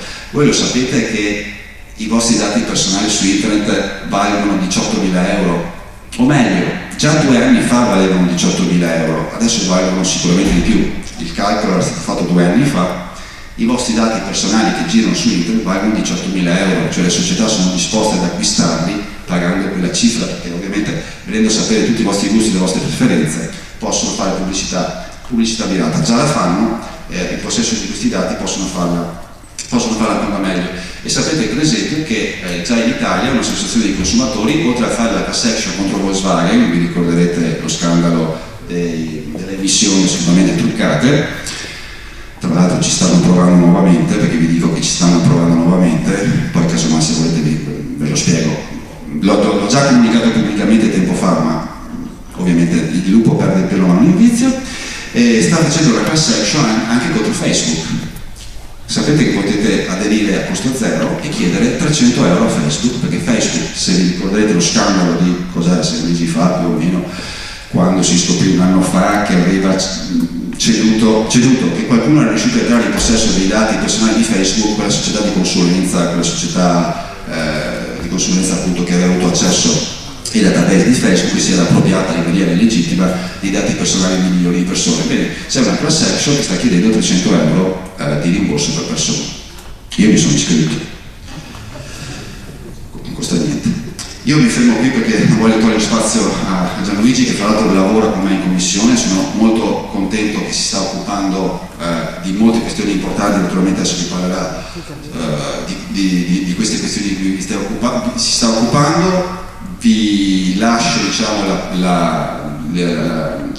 la disponibilità da parte mia ad approfondire, perché diciamo sono questioni che comunque seguo anch'io da diversi anni, quindi se volete che facciamo delle serate in cui spieghiamo un po' di più del mondo della finanza, per non arrivare sempre dopo, per prevenire prima, sono assolutamente disponibile, un po' come tutti i portavoce che ci sono in zona, e poi se ci sono domande eventualmente siamo a disposizione.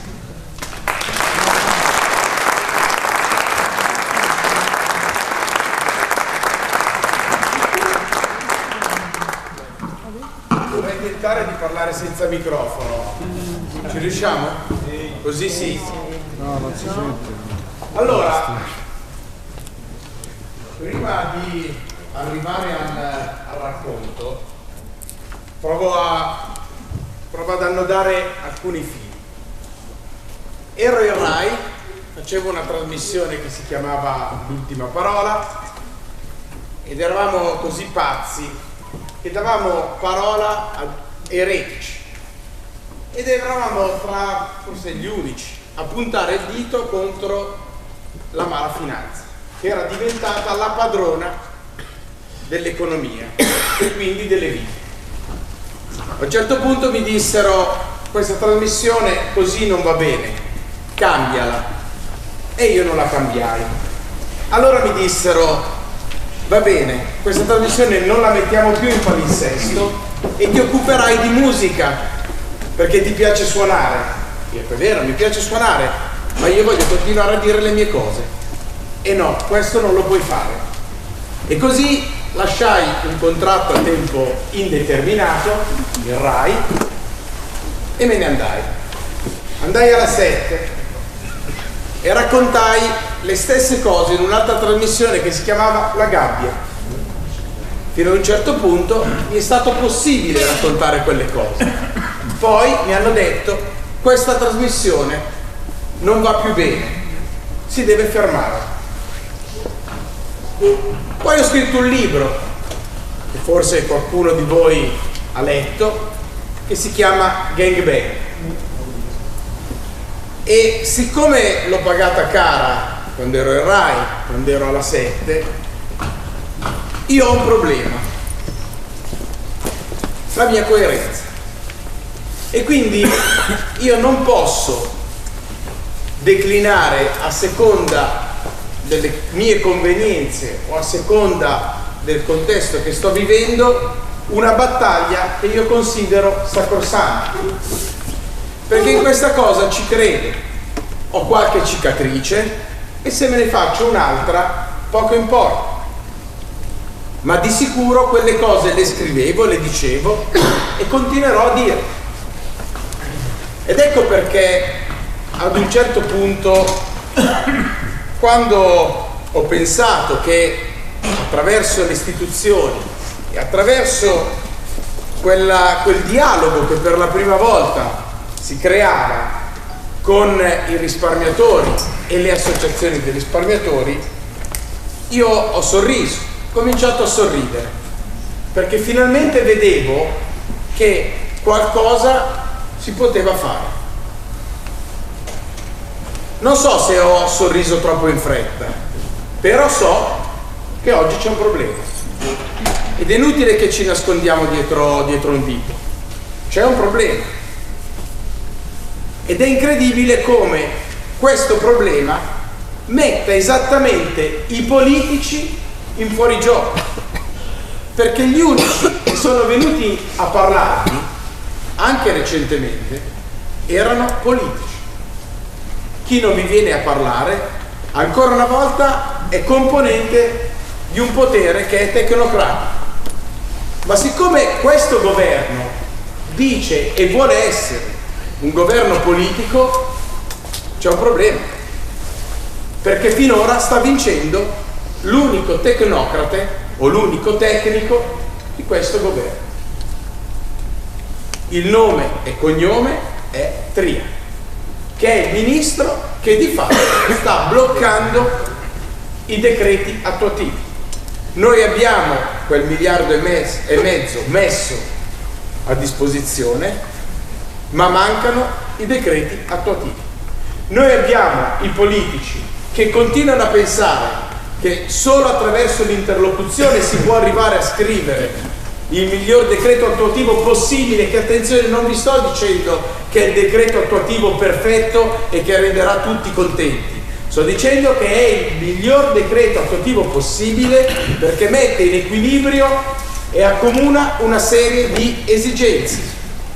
Poi all'inizio questo doveva e poteva essere il percorso, ma guarda caso questo decreto non c'è. Perché? Perché qualcuno ha scelto di rovesciare e di aspettare l'Europa. A parte che a Vicenza i due leader politici avevano detto che non avrebbero aspettato l'Europa, io ora non riesco a capire perché il ministro Tria continui a pensare che soltanto l'Europa è il tempio dei perfetti. E allora purtroppo per lui è accaduto che recentemente la Corte europea gli abbia detto: amico mio, le cose non vanno esattamente come pensi. La Corte dell'Unione Europea a salvare le banche con il fondo depositi è legittimo. Mi verrebbe da dire che l'avevo azzeccato, che l'avevamo azzeccato, perché non è difficile capire che quella roba era un progetto industriale, non è aiuto di Stato. Aiuto di Stato, se tu già lo inizi a pensare, stai pensando a un qualcosa che è un doping, giusto o no? Qui non c'era un doping, qui c'era un fatto oggettivamente industriale e i governi avevano puntato sull'unico fondo possibile. E se tu, mettendolo a disposizione di Tercas, ottenevi un semaforo verde, quello stesso principio poteva essere applicato anche alle altre 4 banche e poteva essere l'inizio di un percorso in cui qualcuno finalmente cominciava a capire e a mettere in ordine le cose. Ma che cosa ha fatto la Commissione Europea? Ha voluto dare un segnale, come sempre fa l'Unione Europea. Dice: no, tu questo non lo fai, perché la politica deve stare un passo indietro rispetto alle nostre scelte. E quindi, bloccando Tercas, di fatto ha bloccato le altre operazioni.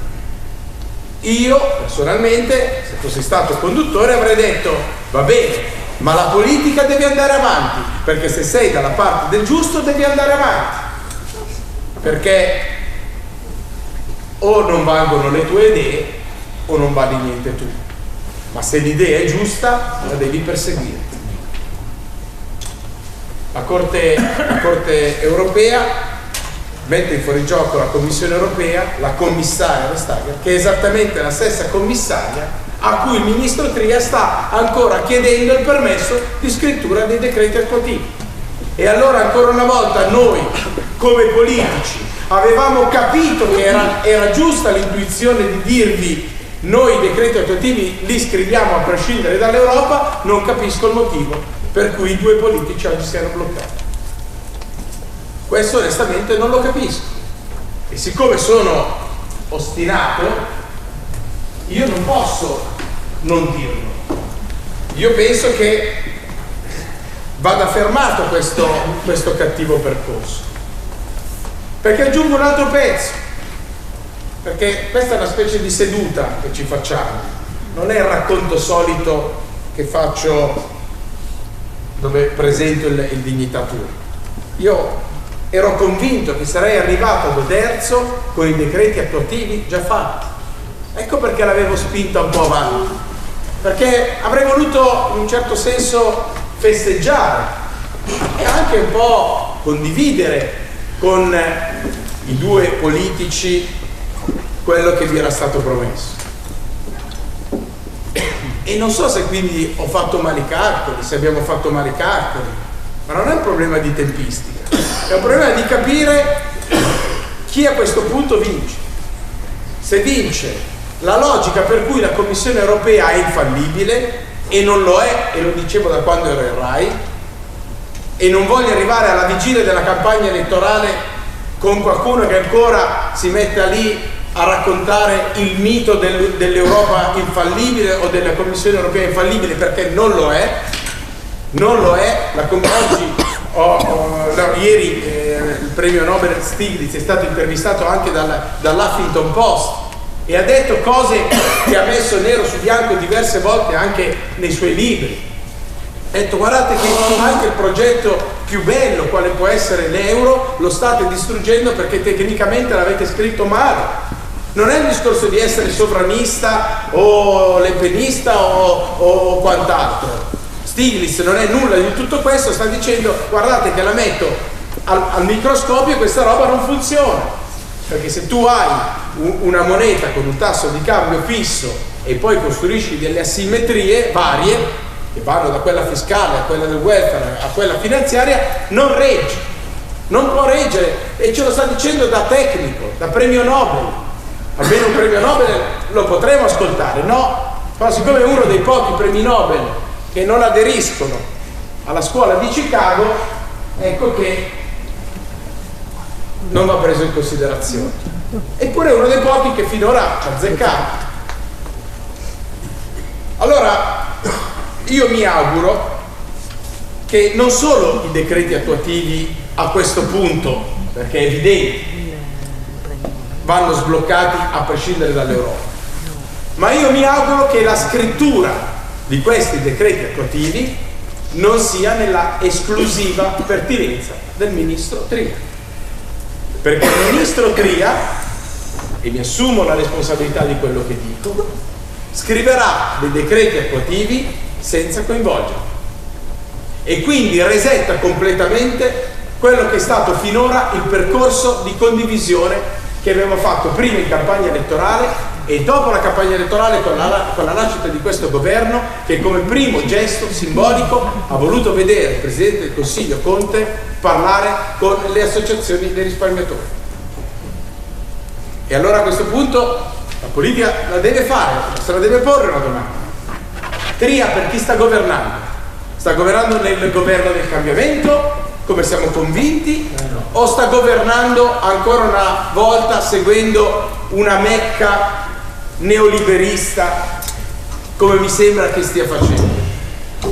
Perché io non riesco, alla luce del percorso che abbiamo fatto tutti insieme, non riesco a vedere la nitidezza del suo percorso. E ve ne dico ancora altro: è un po' difficile che un ministro tecnico possa agire indisturbato dentro un governo che è politico. Si vede che qualcuno deve in qualche modo coprirgli le spalle. E chi è quel qualcuno? Io un sospetto ce l'ho detto, non voglio creare turbolenze, però un sospetto ce l'ho. E il sospetto è di chi comunque frequenta con una disinvoltura eccessiva personaggi che nella mia vita precedente avevo detto e avevo criticato come personaggi un po' da prendere con le molle, perché entravano e uscivano dai ministeri, dal tesoro, poi vanno in banche d'affari e guarda caso puntellano esattamente quella cosa che a me non andava bene, quella per cui il risparmio deve essere a disposizione di qualcun altro. Allora noi abbiamo detto a chiare lettere che qualcuno deve pagare, ma non pagare perché siamo in un giacobinismo, deve pagare perché alcune cose ormai sono certificate. La truffa c'è stata, non la devono dimostrare i risparmiatori. Il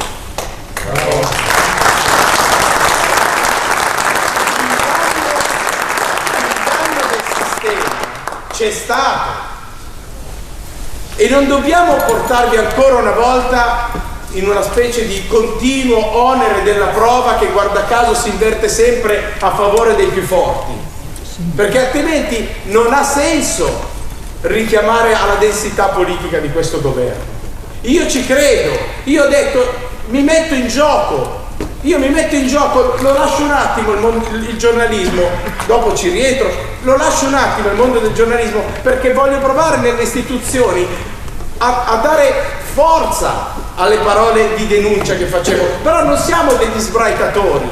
Io mi sono stufato di sbraitare alla luna e anche voi vi sarete stufati di sbraitare alla luna, e allora forse l'ultima cosa che possiamo fare è quella che una volta che abbiamo capito dove cacchio è il bubbone, ci riproviamo, andiamo lì, proviamo.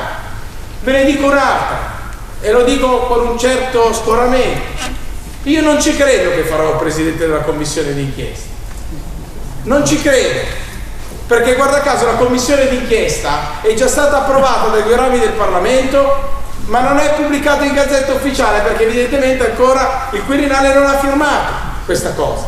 E fin tanto che tu non pubblichi in Gazzetta Ufficiale la commissione d'inchiesta, i gruppi parlamentari non possono dare i nominativi dei commissari. E allora non vorrei ritrovarmi con una commissione che deve essere in qualche modo già protetta, già incasinata. Ma io avevo detto che eri tu, È vero. E infatti il problema qual è? È che ancora una volta, io mi auguro di sbagliarmi, ma finora, siccome le sto azzeccando tutte, l'ho detto, io lo zimbello non lo vado a fare. Per questo vi sia chiaro, se io vado a fare il presidente della commissione d'inchiesta, non vado a fare il presidente della commissione d'inchiesta senza vedere le carte delicate, perché altrimenti siamo sempre un po' una specie di tana libera tutti, dove i liberati sono sempre coloro che dovrebbero essere in qualche modo chiamati alla responsabilità e non pagano mai la loro responsabilità. Siamo alla vigilia di un altro cambio dentro Banca Italia, benissimo, ma se deve essere un cambio non all'insegna della discontinuità, allora rischiamo che tutto un discorso, tutto un dialogo che abbiamo fatto, tutta una denuncia, perché voi siete un pezzo di una denuncia che io faccio nei riguardi del neoliberismo, perché il vostro imbroglio, cioè l'imbroglio che avete subito, è un pezzo di una truffa più colossale, che è stata fatta anche attraverso, ma non ve lo devo spiegare, attraverso anche delle pubblicità. Ragazzi, ma non può una banca dire che il nostro mutuo è vegetariano e non c'è una cazzo di commissione che dice ma che cosa mi vuoi dire con una pubblicità del genere? Cioè state vendendo dei prodotti come se fosse il sugo. Il mio mutuo ascolta Mozart, perché siccome non l'hanno fatto di merda prima, la rifanno peggio dopo. Ma poi mi dicono come ottenere un prestito alla velocità della luce. Ma voi lo sapete benissimo. Qual è il rapporto che avete avuto con le banche? Quando le banche facevano le banche c'era un rapporto, perché era un rapporto di fiducia, perché questi territori si sono evoluti, sono diventati distretti industriali perché c'era la cultura del lavoro, c'era il rischio di impresa, ma c'era la banca, cazzo, che faceva la banca, non è che fregava i risparmiatori, i piccoli imprenditori e le famiglie. Allora io voglio la banca che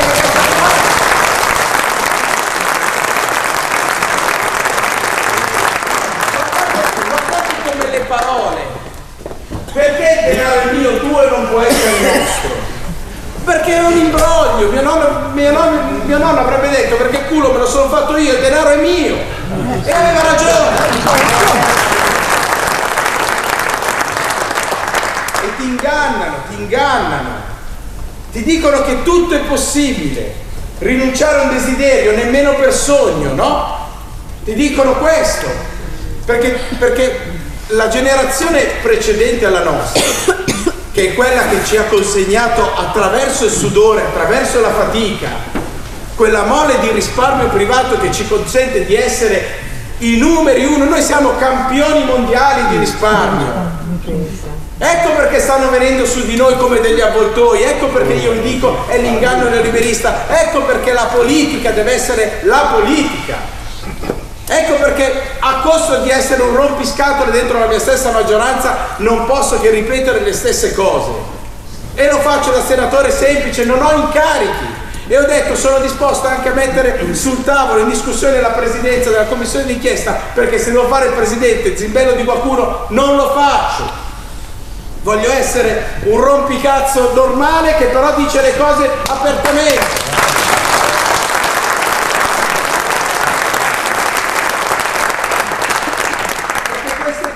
Sono un inganno, perché mi stanno dicendo tu non devi rinunciare a niente, basta che ti indebiti, prestito, indebitati.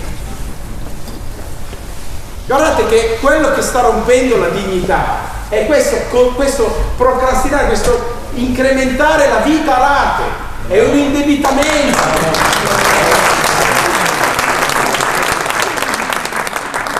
Guardate qua, uno pensa che il Carrefour sia la catena di supermercati e tu vai tranquillo, il tuo marchio che è uno dei marchi familiari, non so, e poi cosa fanno?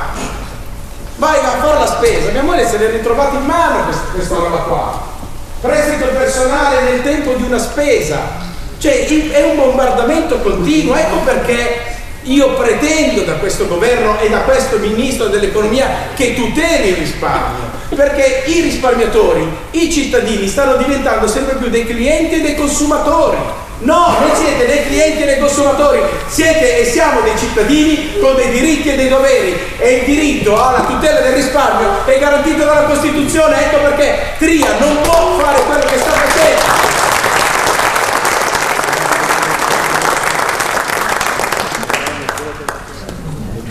Io poi mi arrabbio perché queste robe stanno veramente intossicando la vita delle persone. E io onestamente sono a mani nude, non so più che dire, presto la mia voce, presto la mia persona, mi unisco. Voi oggi avevate tutto il diritto di infischiarmi dal primo all'ultimo minuto, perché noi siamo venuti a dirvi determinate cose e io oggi quelle cose purtroppo non sono in grado di assicurarvi. E mi vergogno. E siccome io penso che la politica debba avere innanzitutto l'umiltà di chiedere scusa, io pur non avendo scritto nulla, io non sono nel governo, non sono niente, io vengo qui perché la faccia ce l'ho messa prima, e prima erano applausi, era speranza, era tutto, e ce la metto adesso in un momento difficile. E ce la metto e vi ringrazio che non mi abbiate preso a fischi. Ma voi avete tutto il diritto di prendermi a fischi, perché in questo momento io sto rappresentando una forza di governo che continua a dire che il risparmio deve essere tutelato. L'abbiamo messo anche nero su bianco, e siccome abbiamo messo 1,5 miliardi, voi avete il diritto di sapere con quale criterio si arriva al 1,5 miliardi. Ma se Tria non lo condivide e ha detto che non lo vuole condividere con le associazioni, per me, che penso che la politica debba prevalere sui tecnici, per me è un problema, perché o il percorso non lo cominciavamo assieme oppure lo si chiude assieme.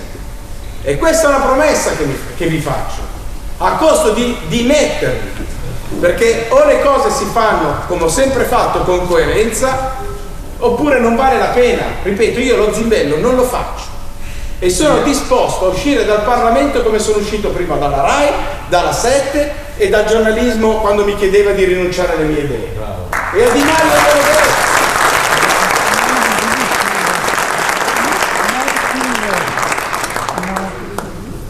Io avevo una promessa con Bramini, gli avevo detto: Sergio, quella norma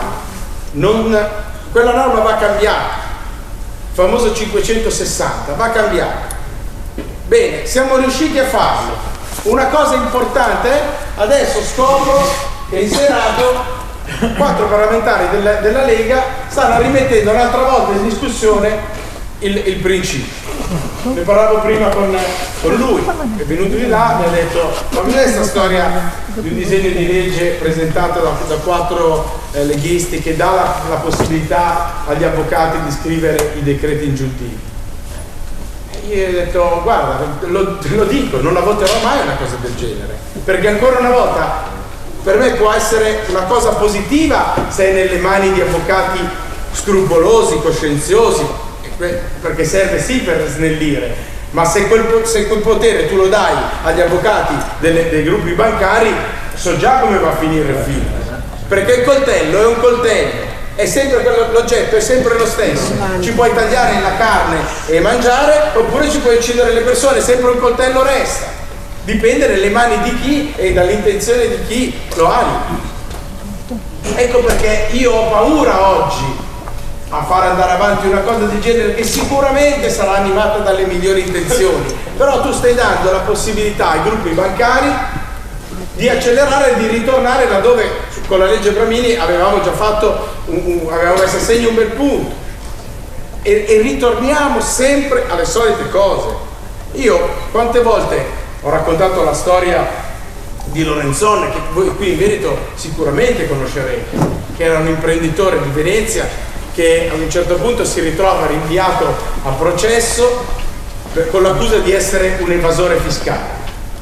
Quando tu sei una persona per bene puoi essere in sofferenza, e ve la faccio breve, insomma era uno che effettivamente non aveva pagato le tasse, aveva chiesto di una rateizzazione con lo Stato, ha detto: guardate, io in un momento di difficoltà con le banche che mi ordinano di rientrare dovrei licenziare le persone, Qui gli imprenditori qui in Veneto li conosciamo, sono i primi e ultimi lavoratori, conoscono vita, morte e miracoli dei propri dipendenti, non ce la fanno a lasciare a casa un proprio dipendente quando si conosce tutto. E allora ha deciso di non pagare lo Stato, ma aveva detto fin da subito mi metto a disposizione, sono pronto a rientrare, facciamolo un percorso.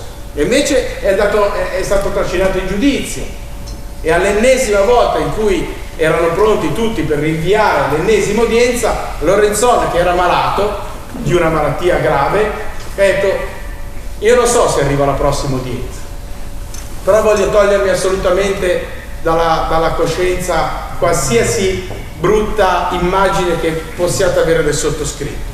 E ha raccontato la sua storia, la storia di un imprenditore per bene che nella crisi ha fatto una scelta, ma che dentro la crisi è stato tradito da qualcuno. Bene, alla fine, quando tutti hanno visto che non era un prenditore, ma era un imprenditore per bene, alla fine il giudice di Berlino l'ha trovato e gli ha detto: è assolto, il prenditore è assolto, e la sala gli ha battuto le mani, perché alla fine sì, magari devi aspettare tanto, ma la giustizia ti arriva. Ecco perché mi prendo in carico anche queste cose degli imprenditori. Quando sento dire cazzo che questo governo ce l'ha con gli imprenditori, mi incazzo perché non è vero, è esattamente il racconto che vogliono dare, ma non è così, perché gli imprenditori normali, l'altra volta siamo stati in Confartigianato e avevano un plico così con le manovre fatte da questo governo ed erano quasi tutte semaforo verde, e stiamo parlando degli artigiani. Poi è chiaro, arriva Boccia, presidente di Confindustria, che ha una tipografia che lavora con lo Stato, quindi cazzo, sta parlando di... Oppure qui in Veneto abbiamo Zoppas: voi col Dignità di qua non siete con gli imprenditori. Ma che io quando vado in giro per l'Italia tutti dico: cosa fa Zoppas? E tutti, elettrodomestici, perché tutti pensano a quello Zoppas lì, Zoppas li fa, nessuno li distrugge, e tutti pensano questo, quindi dovrebbe rappresentare i valori dell'impresa.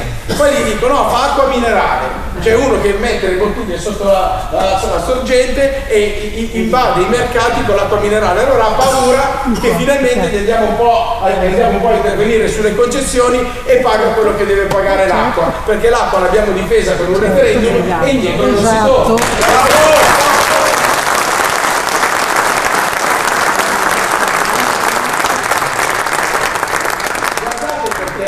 Il racconto delle banche è sempre tutto il racconto che ci sta nella crisi. Tu questo l'ho preso da aste giudiziarie italiane, valore reale 100.000 euro, può essere tua a poco più di 17.000. Noi ormai stiamo grattando dentro la disperazione delle persone. Ecco perché io ho paura dei tecnici, perché io poi raccolgo un sacco di queste, quando parliamo del dignità, del lavoro, mestieri da schiavi nei campi e in auto per 4 euro l'ora, farò degli esempi: operaio agricolo 4,50 euro l'ora, cameriere di catering, autista, addetto alle pulizie, l'impennata dei fast jobs. Guardate quest'ato, 1/3 degli italiani guadagna quanto il reddito di cittadinanza. E poi è bello che Confindustria ha detto: no, ma non dovete dare il reddito di cittadinanza perché altrimenti scoraggiate la gente a prendere gli stipendi da 830 euro. Uno stipendio da 830 euro, perché ripeto, tu va bene che siamo in un momento di crisi, va bene tutto, ma lo sappiamo tutti che fin tanto che non metti di nuovo a garanzia la tua retribuzione, la tua busta paga, il tuo stipendio, il tuo contratto, l'economia non girerà mai. Eppure l'Europa ha sempre detto: no, dovete stare attenti, tutte queste cose. Allora vediamo, ve lo ricordate quelli di Fate Presto, no? Giornale di Confindustria, quando ci richiamava, allora richiamava il governo Berlusconi, tifava per Monti: fate presto, che andava sempre da Vespa porta a porta, no? Sì. Napolitano, aveva sempre le ricette giuste. So io come andare a intervenire sulla spesa pubblica, come ridurre la spesa pubblica, il debito pubblico, sapevano tutto loro. alla fine è stato condannato perché truccava le copie, cioè non erano neanche in grado di tenere in ordine i conti del gruppo editoriale del Sole 24 Ore e sono stati condannati sia dalla Consob e adesso rischiano di essere condannati anche dalla Procura di Milano. E sono l'ex direttore, quello che andava a porta, e l'ex direttore generale e gli ex vertici del gruppo editoriale. E qui vi faccio vedere una volta per sempre dove ci hanno portato le ricette dei bravi. Dal 2011, dal governo Monti in avanti, questa è la platea delle persone in povertà assoluta, quindi stiamo parlando soltanto delle persone in povertà assoluta. Da oltre 2 milioni e 6 siamo arrivati nel 2017, è dato il 2018 ancora in aumento, a oltre 5 milioni di poveri. Quindi noi abbiamo distrutto il ceto medio e stiamo portando alla povertà assoluta il ceto basso, che non è di per sé un ceto povero assoluto. E allora ci fermiamo un attimo a riflettere su queste ricette ispirate dai tecnocrati, sì o no? E lo dico adesso che siamo alla vigilia di una campagna elettorale che riguarda proprio le europee. Ai PD che arriva a parlare di stock di poveri, perché i poveri ormai sono diventati come le merci, ma è esattamente quello che è scritto nei trattati europei. I trattati europei parlano allo stesso modo di merci, di servizi, di capitale e di lavoratori. Ecco perché il linguaggio del neoliberismo è questo: stock di poveri come stock di merci. Allora io non lo posso accettare, ed ecco perché io suono la tromba al mio stesso governo, alla mia stessa maggioranza. Lo so che quando Luigi vede il mio messaggio, lo so che un po' gli girano le palle, perché dice no, lo sa, ma io sto cercando proprio di dire: dai cazzo movimento, noi dobbiamo essere e continuare ad essere la sabbia negli ingranaggi, non ci devono beccare nei radar. Il movimento è movimento perché è sempre stato imprevedibile, non possiamo essere prevedibili dal sistema.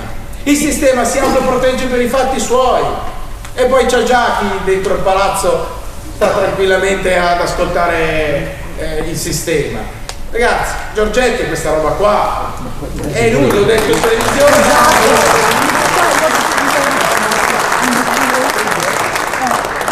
È stato uno dei saggi di Napolitano. Giorgetti è uno che parla con il sistema. Noi non riusciamo a parlare con il sistema, e meno male, almeno perché c'è Salvini che fa il frontman popolare, poi c'è Giorgetti che è dentro il sistema. Poi vengono a dire: ah, però meno male che c'è la Lega decisionista e tutto. Calma. Salvini è il frontman che dà questa impressione qui. Certo. Ma la Lega non è questa roba qua, ragazzi. Penso di conoscerli. E Giorgetti vi posso fare tranquillamente le relazioni che ha con il potere. Giusto, per l'amor del cielo, perché quando sei forza di governo devi avere relazioni col potere, ma non è possibile che il potere e il sistema si autotuteli e basta, perché altrimenti siamo qua. Siamo a che i risparmiatori non hanno i decreti attuativi. E io non ci voglio andare di mezzo. A costo di dimettermi, io non ci vado di mezzo. Perché questa cosa qua io non la posso tollerare. Perché noi con voi abbiamo una parola. E soprattutto io l'ho data, e anche se non posso intervenire, non ho potere di scrittura, non ho potere di azione, però ho la forza della mia voce. E quindi lo dico. E certamente non mi tiro indietro. Vabbè, questi sono 10 anni di PIL, quando dicono che con loro crescevano, no? Ah, ma noi facevamo il PIL e cresceva con noi, certo. Guardate, la media del PIL dell'Eurozona era 2,2, guardate quello dell'Italia, con tutto che c'era il partito di Draghi, eravamo il fanalino di coda. Sì, quindi crescevano gli altri tantissimo e noi crescevamo un pochino, si fermano gli altri. Crisi, l'italiano su 2 non riesce a pagarsi farmaci e visite mediche. Oh, Banca d'Italia, e arriviamo alla logica, ok? Banca d'Italia perché poi Banca d'Italia fa questi speech, fa queste conversazioni, ovviamente conversazioni fa sempre a platea chiusa, riservata. I più giovani non hanno sperimentato il veleno dell'inflazione, di una perdita di potere d'acquisto costante e peggio di una tassa pervasiva, la pagano tutti e colpisce soprattutto i ceti più deboli che hanno meno modi di difendersi. Io a questo genere darei il grafico dei poveri e farei proprio vedere come l'aumento dei poveri assoluti coincide con le ricette predicate da Banca Italia, che a sua volta fa da ventriloquo di altri poteri. È difficile raccontare ai giovani come fosse vivere senza l'euro. Occorre rendersi conto di quanto sia fondamentale una moneta unica che zera il rischio di cambio e consente di beneficiare della serietà di politiche fiscali di altri paesi. Di quali? A cominciare da quella di Juncker, che quando era a capo del Lussemburgo attirava le multinazionali offrendo proprio la disparità fiscale, la simmetria fiscale, il dumping fiscale. In Europa, nella famosa Unione Europea, di cui è impossibile sollevare il minimo di critica perché altrimenti è lesa maestà, ok? Noi abbiamo dentro l'Unione Europea abbiamo dei veri e propri paradisi fiscali. E non è soltanto il Lussemburgo, e non è neanche più l'Irlanda, cioè l'Olanda fino a Malta.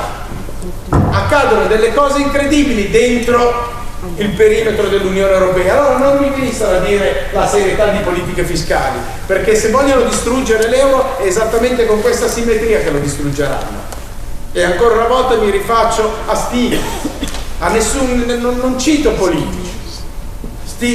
Stiglitz magari qualcuno se lo potrà leggere e dà delle ricette, e le ricette partono esattamente dallo smontare tutto questo impianto dell'euro così come è scritto. Ma è mai possibile che la banca centrale... Adesso noi siamo qua a parlare della ventilata ipotesi fatta propria dal ministro Tria, per cui aiutare e risarcire i risparmiatori rientravamo negli aiuti di Stato.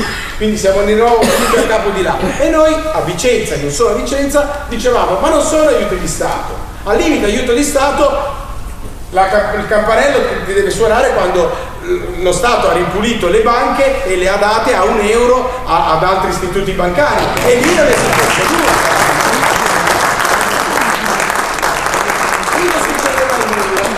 Invece, e quella è un'azienda. L'aiuto di Stato io lo vedo nelle aziende, non lo vedo nelle persone fisiche. Lo dice la legge. Appunto. Quindi, a un certo punto, noi ci ritroviamo con queste cose. Ed è, a proposito di politica fiscale, ed è quello che verrà, Juncker, killer d'Europa, favori giganteschi.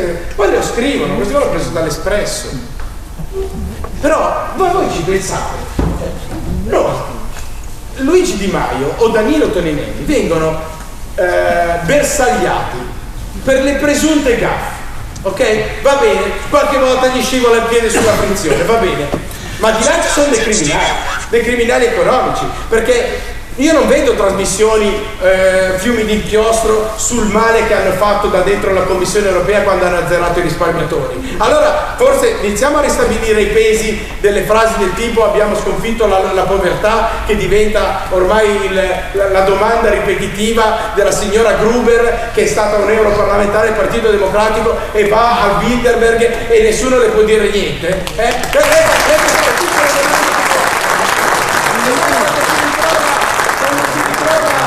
I banchieri davanti si è fatta dire sempre tutto quello che loro volevano dire e mai una domanda scomoda. Poi arrivano quelli dei 5 Stelle e giù mazzolate.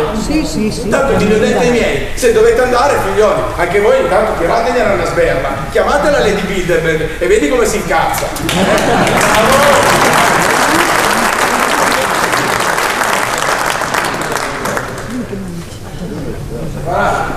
Questi, come dicevate prima, no? I grandi della tecnologia hanno sempre la possibilità di cadere in piedi. Vabbè, questo no. Vabbè, io insomma. Ecco, guardate quest'altro, no? Di oggi. Nicastro, la sentenza UE, una beffa, potevamo salvare le 4 banche. Cioè adesso tutti scoprono l'acqua calda. È come quelli che giocano la schedina il lunedì, fanno 13 e vogliono essere pagati. E no, il risultato lo devi azzeccare prima al limite. Se azzecchi il risultato a partite già giocate, il risultato acquisito, è inutile che vieni a fare il fenomeno. E poi abbiamo Rivera. Rivera lo conosciamo. È un altro che gioca la schedina il lunedì. è un altro degli intoccabili dei ministeri, ok? Rivera, ora potremmo utilizzare il fondo per gestire le crisi. Ma porca puttana, lo dicevamo prima che volevamo farlo prima e non ce lo fai fare. Andrea Conati, abbiamo parlato 1000 volte con le associazioni, avevamo le idee chiare su dove andare. E una volta erano i dirigenti, un'altra volta il ministro, fatto sta che torniamo perennemente alla casella del via. E un po' mi sono anche rotto le scatole di tornare perennemente alla casella del via. E allora, alla fine, voglio chiudere con un'immagine, dopo sono disponibile per tutte le domande. Io non so, come vi ho detto, come va a finire e quanto resisterò, non lo so. Però io ho questa immagine, ed è un'immagine che mi piace tremendamente, ed è l'immagine di una famiglia che ha detto: voi potete comprarvi tutti i lotti che volete, potete fare tutti i piani che volete, ma il mio pezzo di terra, dove io ci ho messo sulla casa, che era la casa dei miei nonni, è la casa mia e sarà la casa dei miei figli, quel pezzo di terra io non ve lo lascio, non è disponibile. Perché voi potete pensare di vincere, ma non vincerete come pensate di vincere voi, perché noi comunque lì resistiamo.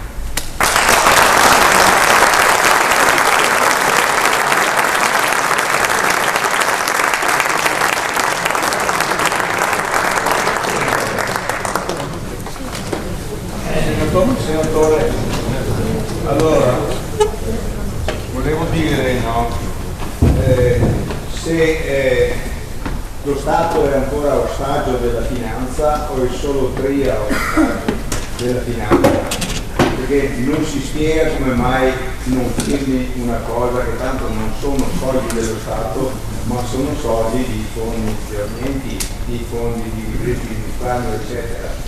Questa è una domanda. Io sono stato in banca ultimamente per trattare la mia posizione, perché sto pagando il 24% di interessi che mi hanno occupato un fido, come diceva il fa per esempio, ma la banca si fida di lei. Sì, io ti ho messo mica non mi fido. E ciò.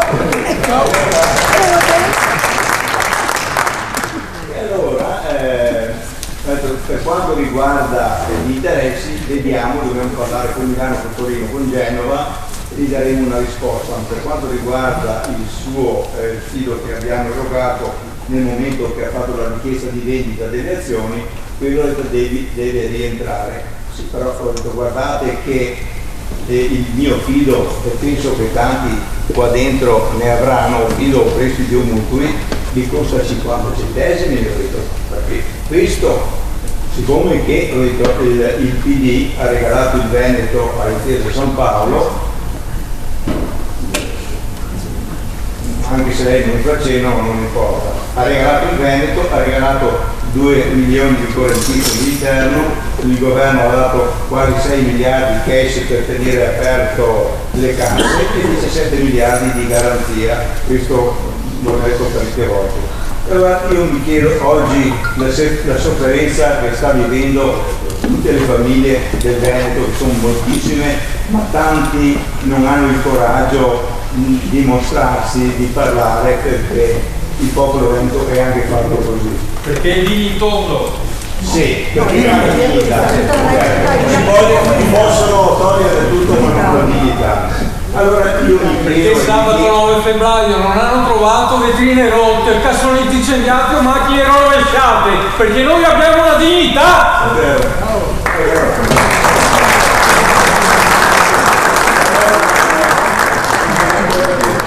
Vorrei fare una richiesta a nome di tutti quanti i risparmiatori.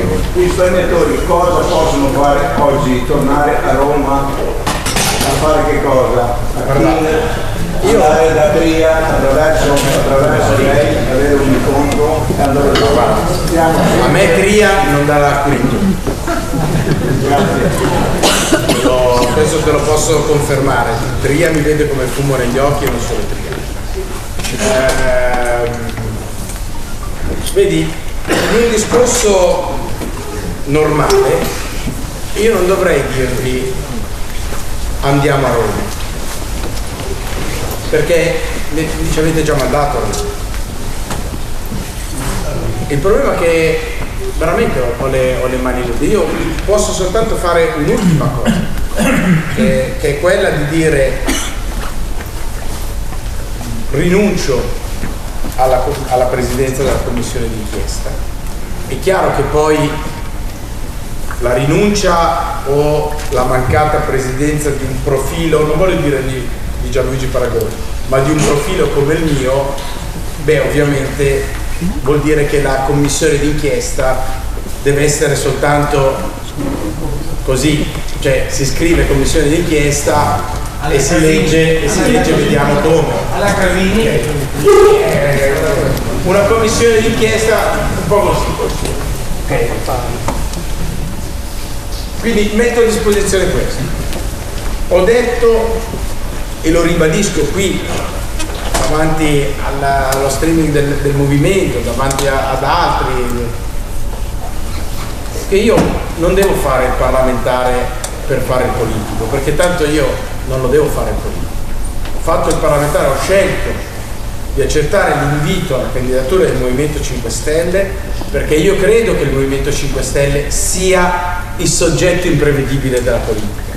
Io ci credo ancora oggi fortemente perché alla fine io riesco ancora a dire le mie cose e nessuno mi blocca. Quindi io credo nella forza del movimento ed è proprio per questo che sto dicendo, movimento, non molliamo questa partita, perché perdere questa partita vuol dire che quella membrana che conteneva il disagio sociale si spacca. Io sono fermamente convinto di questa funzione che ha il movimento, che ripeto è fatto di gente che forse è eccessivamente generosa, non è politicamente preparata come gli altri, che non abbiamo alle spalle decenni di amministrazione o di vita politica, ma va bene così. Io penso che vada bene così, perché comunque io non ho fatto politica prima, però cacchio, qualcosa credo di averlo azzeccato in questo tempo. E allora se abbiamo azzeccato che la strada giusta è da qua a là, è inutile fare il percorso che ci porta fuori da lì per arrivare lì o magari neanche arrivi lì. Quindi cosa dobbiamo fare? Io continuerò a rompere le scatole dentro le istituzioni, continuerò a dire a Luigi vai a bussare alla porta del ministro e fatti dire come stanno le cose, perché la cosa grave è che, e io credo nell'assoluta sincerità di Luigi, credetemi, guardate che Luigi è un ragazzo che per qualcuno sembra ingenuo ma ha una limpidezza incredibile, e io gliel'ho detto, Andrea l'hai conosciuto, altri magari hanno avuto modo di conoscerlo, e gli ho detto ma come siamo messi? E ha detto no, ha detto che mi fa sapere, Villarosa al ministero continuava a bussare a quella porta e non gli dava neanche le deleghe. E ragazzi, allora a un certo punto lo dico, non sei il ministro di questo governo politico, sarai... Non lo so, io voglio che il ministro dell'economia di questo governo sia in perfetta linea con quello che i due leader politici dei due partiti hanno detto ai risparmiatori, perché la campagna elettorale insieme l'abbiamo fatta sia noi del movimento, ma sono sicuro che l'ha fatta anche la Lega. E allora cazzo, mettiamoci lì e Tria qualcuno dovrà rispondere, perché è un po' difficile che Tria non risponda a qualcuno. Io lo dico, mi assumo la responsabilità, tanto sono il rompiscatole, qualche rompiscatole ci deve essere. Un senatore cosa troppo, ma è inutile che ti parli dietro la Tria, che non conta un cazzo. Ma attento, però Tria non conterà un cazzo, però alla fine è lui quello che deve firmare. Ma io Salvini e a Conte. Ma io te lo dico che Tria è coperto da qualcuno. E infatti non è un caso che la commissione d'inchiesta non parte, che Banca Italia dice la stessa cosa, la stessa liturgia. E quindi ora bisogna capire se noi siamo veramente più forti politicamente oppure no. Sì, ma perché ti parli dietro la Tria? Dimmi, che fa quello che dicono gli altri. E gli altri chi sono? Conte, Salvini e Di Maio. Ma no, perché altrimenti non venivano neanche a Vicenza un mese fa. Ma non veniva. Ma non possono fare queste figure qua. Ma scusa, però proviamo un attimo. Allora, io di gente che voleva suicidarsi l'ho vista parecchia. ma non vado a Vicenza, dove, voglio dire, tu mi puoi invitare, tanto, infatti non era mai accaduto prima, tu mi puoi invitare, io ti posso dire tranquillamente, ho impegni istituzionali. Avrebbero fatto ugualmente la loro assemblea. Se ci vado e davanti alle telecamere, perché c'erano tutte le telecamere, dico quelle cose, porca miseria, no?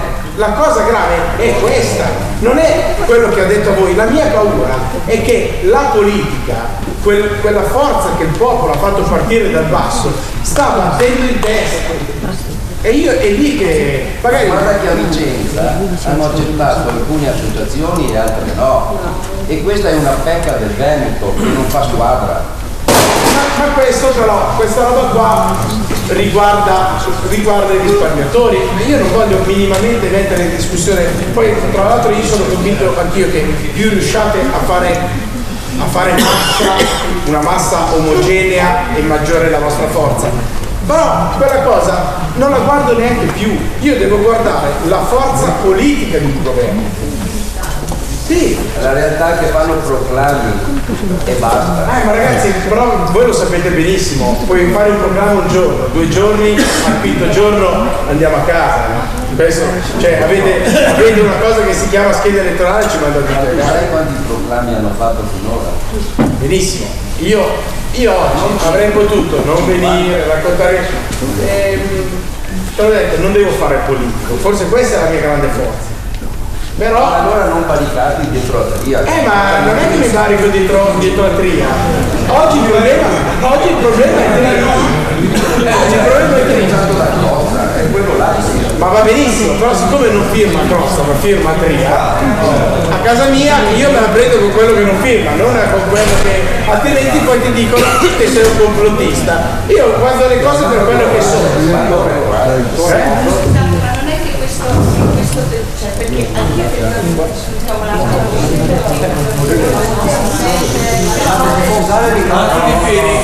sentendo quanto è successo con l'Unione Europea, forse non è che si è tardato un attimo perché c'è stata quest'altra cosa dell'Unione Europea, questo famoso giudizio della Vestager, che oltretutto mi risulta che è stato un giudizio verbale, nemmeno scritto. Non è che questa cosa di Tercas o dei decreti? La commissaria europea, ok, è la stessa che aveva bloccato l'operazione su Tercas. Ho capito, ma secondo me non è che questa cosa è un fatto nuovo che è stato sbagliato il giudizio della commissaria e per cui no, il fatto nuovo è che una Corte europea abbia detto una sanzione alla Commissione europea perché ha bloccato ingiustamente e arbitrariamente una lecita operazione politica governativa, ok? Però quello era un fatto che alla Commissione serviva per dire io ti blocco queste, guarda che ti blocco tutte le altre.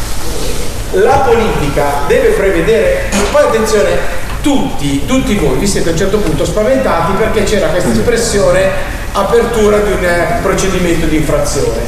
Ma guardate che in Italia, verso l'Italia come verso altri paesi, sono aperti diversi processi di procedimento di infrazione. Appena sto dicendo perché ne hanno chiuso alcuni. Proprio che tu possa aprire un procedimento di infrazione non vuol dire che sei immediatamente sanzionato. Io ho la possibilità di spiegare. Allora era questa l'idea di fondo ed era anche quello che avevamo detto a Vicenza, ma ne sono ancora fermamente convinto. Noi potevamo essere battistrada e potevamo anticipare la decisione della Corte europea. Andavamo dritto per dritto, scrivevamo il decreto attuativo mettendoci sulla coda di quello che era già stato scritto nella norma madre e la partita si chiudeva.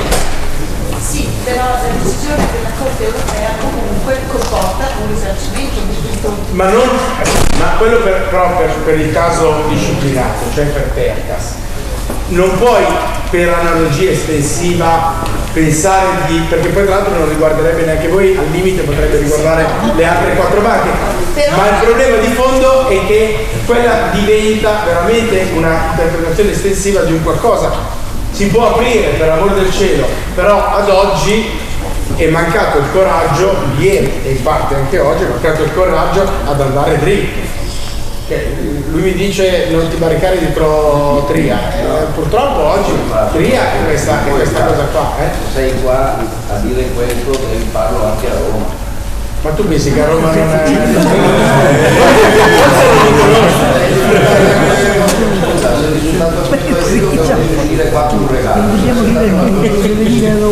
Infatti io confidavo nei tempi, così come erano stati scanditi a Vicenza. Non l'ho detto io, ovviamente io sono stato contento quando ho sentito dire questa affermazione, non l'ho detto io, settimana prossima partiamo con i decreti attuativi al più tardi entro 10 giorni e li scriviamo insieme. Caro Paragone, guarda che la magra realtà è che in Italia paga sempre il pantalone. Sì, ma questo siamo d'accordo, ok, però il pantalone di oggi, altre domande. Il pantalone di oggi non è il pantalone, questo è una parte lesa. Il discorso in pantalone non c'entra. Il discorso in pantalone qui c'è una parte lesa.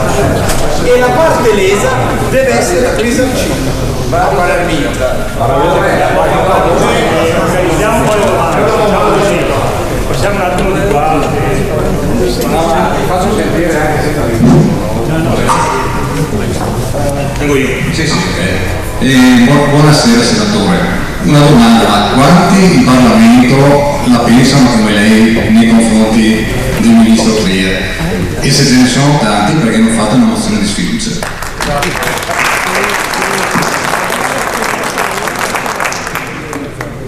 Perché secondo me non passa. Provate, però attenzione, la mozione di sfiducia che non passa lo rafforza. Io sono dell'idea che la politica e i due leader debbano prendere Tria e dirgli adesso risolvi queste cose. Ma molto una domanda come la pensano Salvini e Di Maio e quindi Conte. Io penso passate attraverso loro e poi la mozione di sfiducia, se si muovono quelli ma guarda, ti dico, per me è molto più facile fare quest'altra operazione. Per me non passa, un'operazione del genere secondo me non passa e il rischio è quello di rafforzarla. Però guarda che oggi il giornale ha messo nero su bianco quello che è il mio pensiero, proprio perché sono sempre un rompiscatole. Se dobbiamo fare delle cose che non ritornano in quella, diceva che era stata la vittoria del basso, no? 4 marzo aveva vinto il popolo contro le luci. Se non torniamo alla dimensione del popolo, salta tutto, ma ne sono convinto, ma questo è una mia analisi di uno che ha fatto il giornalista e continua a pensare da giornalista e fondamentalmente non è un politico. Ma se davvero pensiamo di venire in Veneto e non avere portato quello che avevamo promesso e di andare in altre comunità dove ci eravamo prestati come garanti di altre battaglie, un po' durate, questo è chiaro.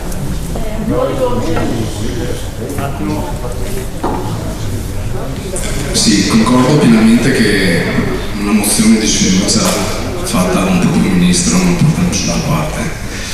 Quindi faccio una proposta. Continuano a cadere. Faccio una proposta. A te serve forza. La forza la ottieni coinvolgendo la base. Quindi perché non scrivi un documento dove richiedi l'attuazione di questi decreti attuativi e magari anche una scrittura? Io temo una cosa, allora, finisco? Come ho detto, sì. Finisco. La passi attraverso i canali di disposizione, che sono le chat, e le fai sottoscrivere ai consiglieri comunali, regionali, eventualmente parlamentari. Acquisisci un numero corposo, secondo me da qualche parte si può arrivare. Però io ti ho detto, ho già anche fatto la previsione di quello che accadrà a breve. Alla luce della sentenza della Corte europea, adesso i decreti verranno scritti ma io voglio sapere che cosa c'è scritto in quel decreto. Quello è il problema, perché se il decreto non segue la stessa logica di isolamento che ha ispirato Tria in queste settimane, rischia di essere il virus rischia di portarsi avanti anche dentro il decreto, e poi lì saranno problemi, perché una volta che tu hai scritto il decreto attuativo campa a cavallo. Quindi ora che faccio quella roba abbiamo perso tempo, perché ragazzi, da qui a 10 giorni questi decreti attuativi devono uscire alla luce anche della decisione della Corte europea, ma la parte principale è che se la scrittura di questi decreti attuativi non coinvolge le associazioni, questo è un problema. Questo è un problema. Sì, io penso che bisogna entrare dentro il decreto. Deve passare dal Consiglio dei Ministri. Ma non c'è una votazione così. Cioè la gente pensa che il Consiglio dei Ministri voti. No, non c'è mai una votazione. C'è una presa d'atto, però non ci sono votazioni come nei consigli comunali o come in aula. Ecco, è stato toccato proprio il tema che sta a cuore a noi risparmiatori.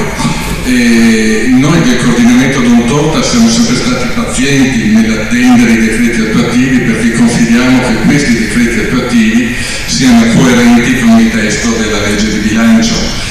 Però questo lungo tempo ci pone il dubbio su quale sarà davvero il contenuto, perché in tanti ora vanno strepitando i decreti attuativi. No, non i decreti attuativi, quel decreto attuativo.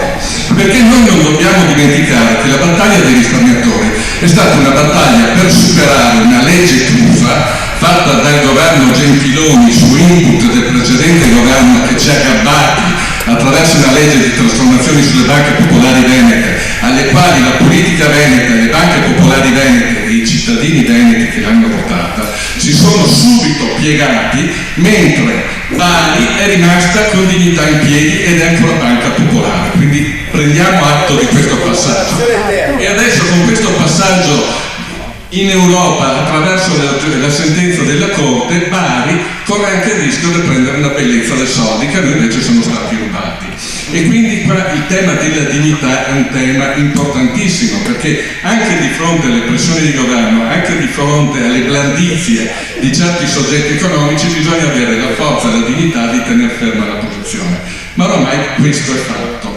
Però la battaglia dei risparmiatori è stata una battaglia per superare la legge Barretta Puppato Santini o 205 del 2017. Quella legge che viene reclamata e viene pubblicizzata come una legge che dava il 100% e non è assolutamente vero. Allora, la legge che noi siamo riusciti ad ottenere attraverso il governo grigio-verde e che è la legge di bilancio, non grigio-verde, giallo-verde, scusatemi che non sono stato al museo della Marina Venezia, sono rimasto influenzato. È una legge secondo noi quasi ottima per noi risparmiatori. I decreti attuativi però possono essere disastrosi se non saranno coerenti, e lo scontro è uno scontro ideologico importantissimo, perché è uno scontro che pone l'un contro l'altro una visione neoliberista su cui prima Paragone ha fatto ripetutamente accenno, una visione keynesiana, ma vorrei dire che una visione umana della società a cui noi siamo profondamente legati. Noi non siamo numeri, siamo uomini, e questa è la differenza sostanziale che l'Europa e i burocrati non vogliono comprendere rispetto alla loro impostazione ideologica. Il passaggio è fondamentale. La vecchia legge prevedeva mis-selling e arbitrato. Mis-selling significa dimostrare di essere stati imbrogliati in fase di compravendita, e arbitrato metterci di fronte a dei giudici che ci debbono giudicare. Noi dobbiamo essere giudicati quando i responsabili rimangono impuniti. Allora, su questo punto però, al di là di questa, come dire, ripetizione, perché queste cose nel corso dei nostri incontri io le ho dette 1000 volte e magari anche in forma più animata, però devo rilevare che da parte del movimento, al di là del tuo impegno, non non sento quella tensione necessaria ad affrontare un tema delicato come è il tema del credito nel suo complesso, il tema del rapporto con le banche, il sistema del rapporto con la finanza. L'affrontare la visione neoliberista di questa società non attira l'attenzione del movimento, a mio avviso, ed è necessario che questo emerga, perché saranno i temi del futuro, assieme all'elettricità, assieme al risparmio energetico, assieme alla tutela della nostra terra, ma se non si cambia l'impostazione neoliberista non ci sarà né tutela ambientale né ci sarà libertà per il popolo.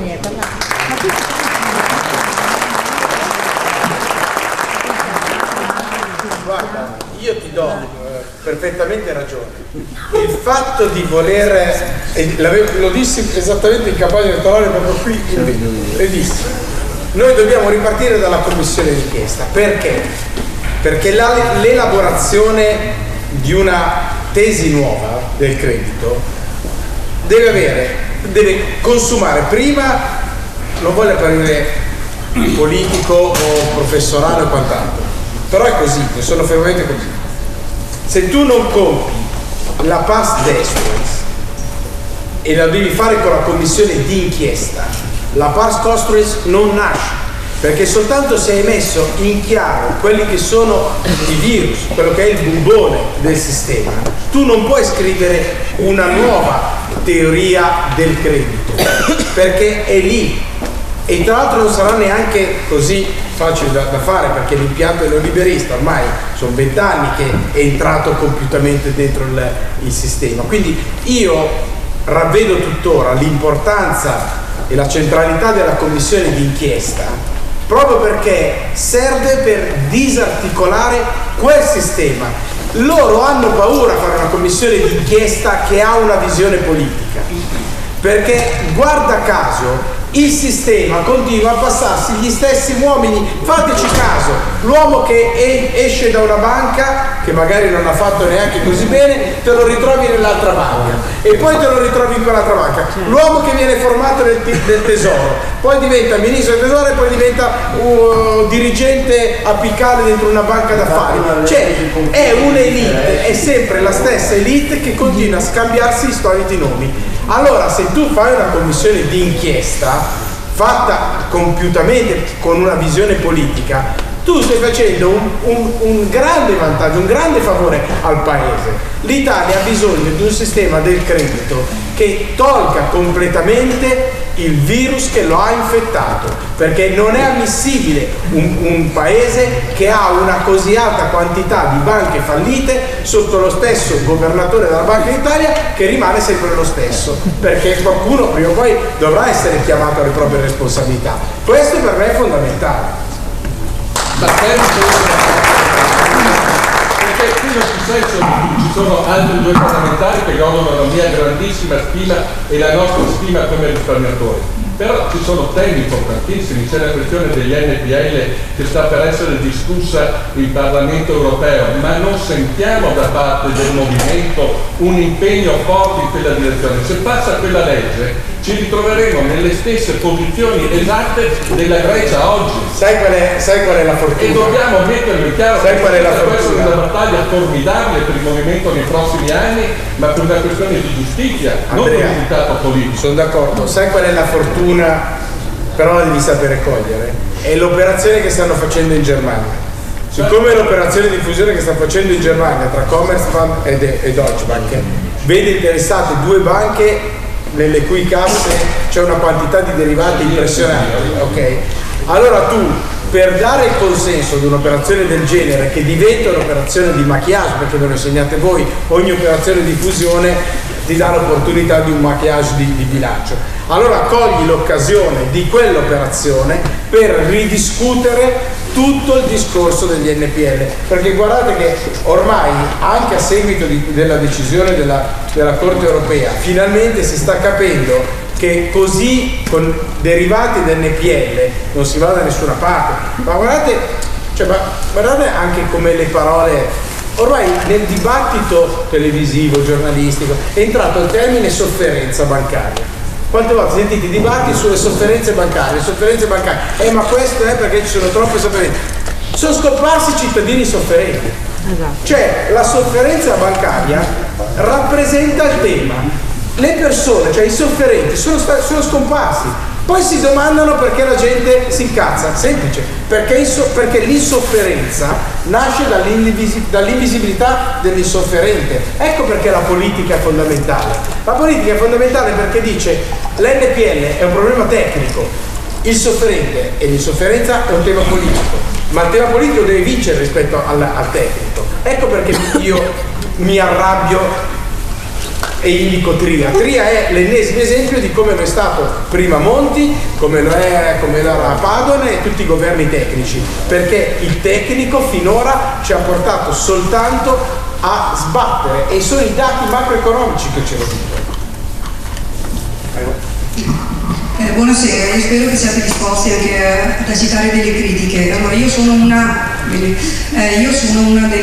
socie azzerate dall'Eric Banca, che non si vergogna di dirlo, perché io ritengo che la dignità ce l'abbia chi continua a lottare, a mettersi la faccia, e non chi si nasconde o chi non vuole fare sapere. Noi non abbiamo rubato, siamo stati derubati, questo è un punto fermo, quindi non capisco nascondere sotto termine di dignità quelli che non parlano. Questa io la chiamo vigliaccheria, mi dispiace, ma tra le mura di casa mia questa la chiamiamo vigliaccheria. Io ho votato 5 Stelle perché ho dato credito alle promesse fatte da Gigino Di Maio, va bene? Allora io vi ho seguito al BHR di Treviso, c'era Mestre quando c'era anche lei, a Castelfranco, a Luterfior, e con lei vado a Biartene quando c'era anche suo padre. Non faccio riferimento tanto alle sue promesse perché lei non si è mai esposto più di tanto, giustamente, ma io ricordo parola per parola, se vuole le mando anche i filmati, perché qui ci sono parlamentari del vostro movimento che negano addirittura che siano stati detti, quindi se vuole le mando il link con i filmati. Quello che vi sto dicendo adesso è riscontrabile parola per parola, io le ho trascritte queste cose, quindi le ho in memoria.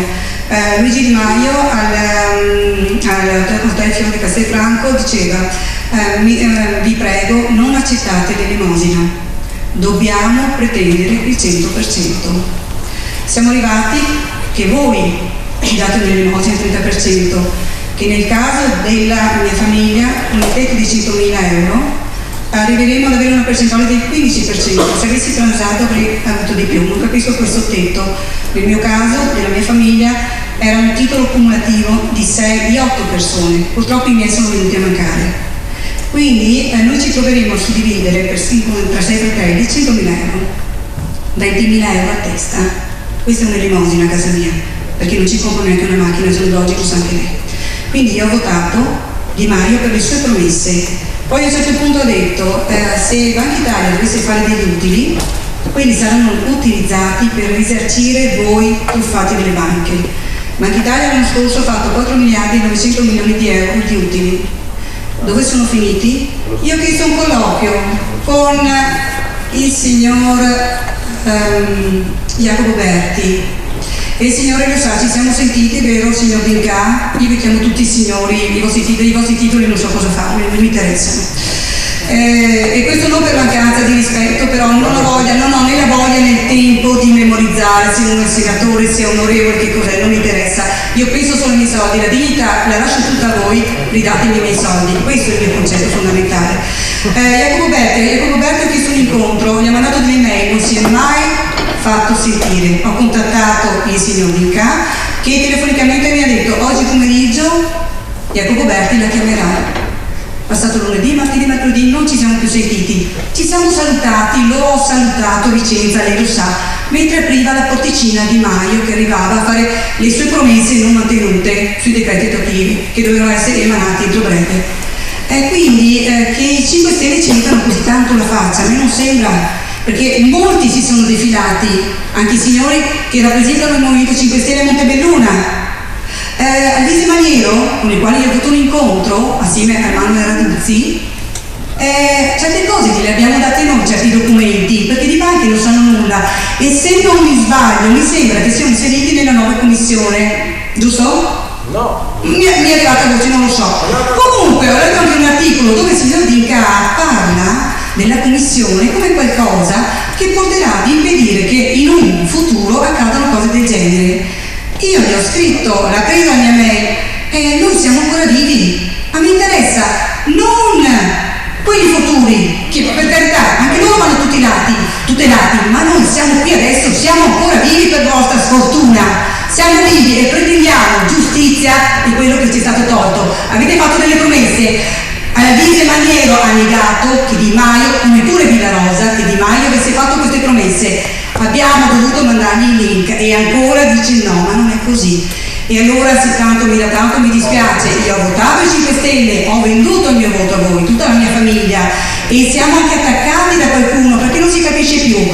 Perché quando ci si appropria di una bandiera sembra di doverla portare avanti ad oltranza. No, se chi la rappresenta non mantiene le promesse che ha fatto, mi dispiace, nel primo fosso che passi glielo butto dentro. E io con questo che è successo sinceramente non mi sento di rivotarvi, assolutamente, ve lo dico in faccia, come l'ho sempre detto, eppure la mia famiglia viene attaccata da più fronti. Ci è stato impedito di entrare a Vicenza. No, aspetti, a Vicenza andiamo a fondo perché quasi sono i rappresentanti di quelli che hanno organizzato, eccoli là in fondo. Prima mi danno il permesso di entrare alle 9, a mezzogiorno mi dicono di no, chiedo chi è stato la questura.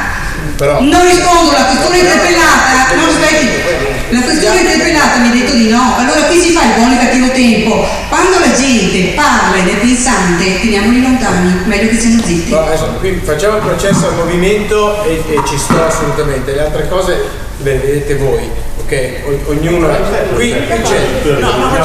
Ma ci sta, noi abbiamo detto no, signori, io vi spiego una cosa, perché io sono orgoglioso di quello che ho fatto fino ad oggi, ci manca un pezzo. Manca una firma, io mi auguro che prima delle prossime settimane, vedendo anche Kerta, si possa capire che la via è quella di firmare così con me e di poter dare i soldi. Non è discorso delle promesse di Di Maio, no, le promesse di Di Maio dove sono finite, non mi parli di Tria, perché a me quel decreto non va neanche bene, perché con il tetto di 100.000 euro io vengo fregata 30.000 volte. Il problema, signora, lo sappiamo tutti, ne abbiamo sempre parlato, che lei aveva un conto corrente, due conti correnti per tutta la sua famiglia. Sì.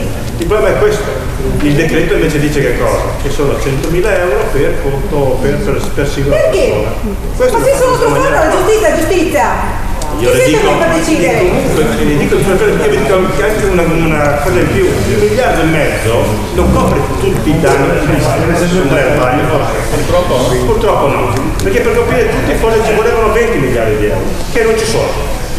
Però prima c'erano 100 milioni, con tutti quelli che ci dicevano che non c'erano soldi nei conti d'organizi, che non esistevano, che a pesca, Villarosa, c'è $1,5 miliardi. Se ci sarà di più nei conti d'organizi daremo anche di più.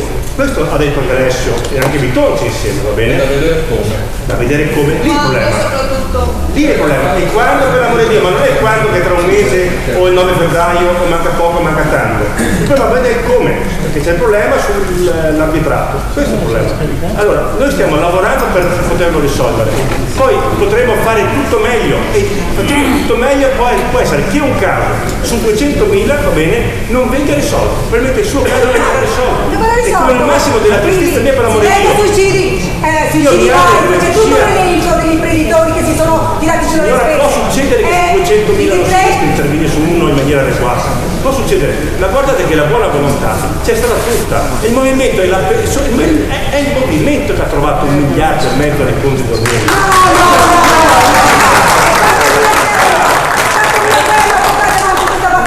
Siate sinceri. Abbiamo fatto Villarosa che ancora quando ci dicevano che con te non è possibile, ha fatto un lavoro mostruoso. I soldi di Banca Italia finiscono all'interno sempre del paese, lo stesso. Di Maio ha fatto questa promessa, mi scusi un attimo, non glielo mica io sa. C'è un problema che sinceramente. Si fanno promesse così per fare i voti? No signora, per niente. Ora si può vedere dopo questa cosa. Di Maio ha fatto delle promesse. Di Maio ha fatto delle promesse.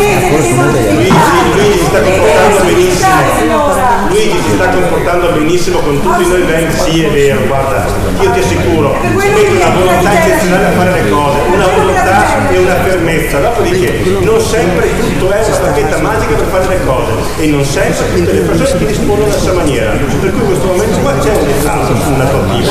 Mi auguro che Tria possa in queste ore, in queste settimane, darsi uno spunto di iniziativa per muoversi e lo stiamo facendo. La cosa importante lo stiamo facendo, ma non è facile. Io il 9 febbraio me lo sono venuto. Ma dobbiamo fare noi cittadini. Noi vorrei che non da voi.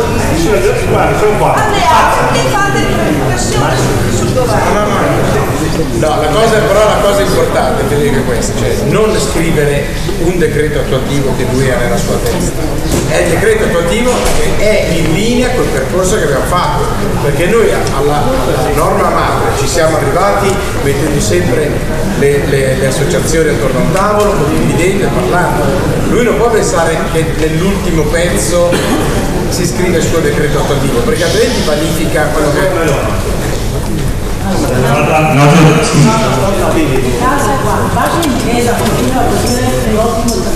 Perché non potete andare contro Banca Intesa? Banca Intesa deve essere chiamata, io sono d'accordo.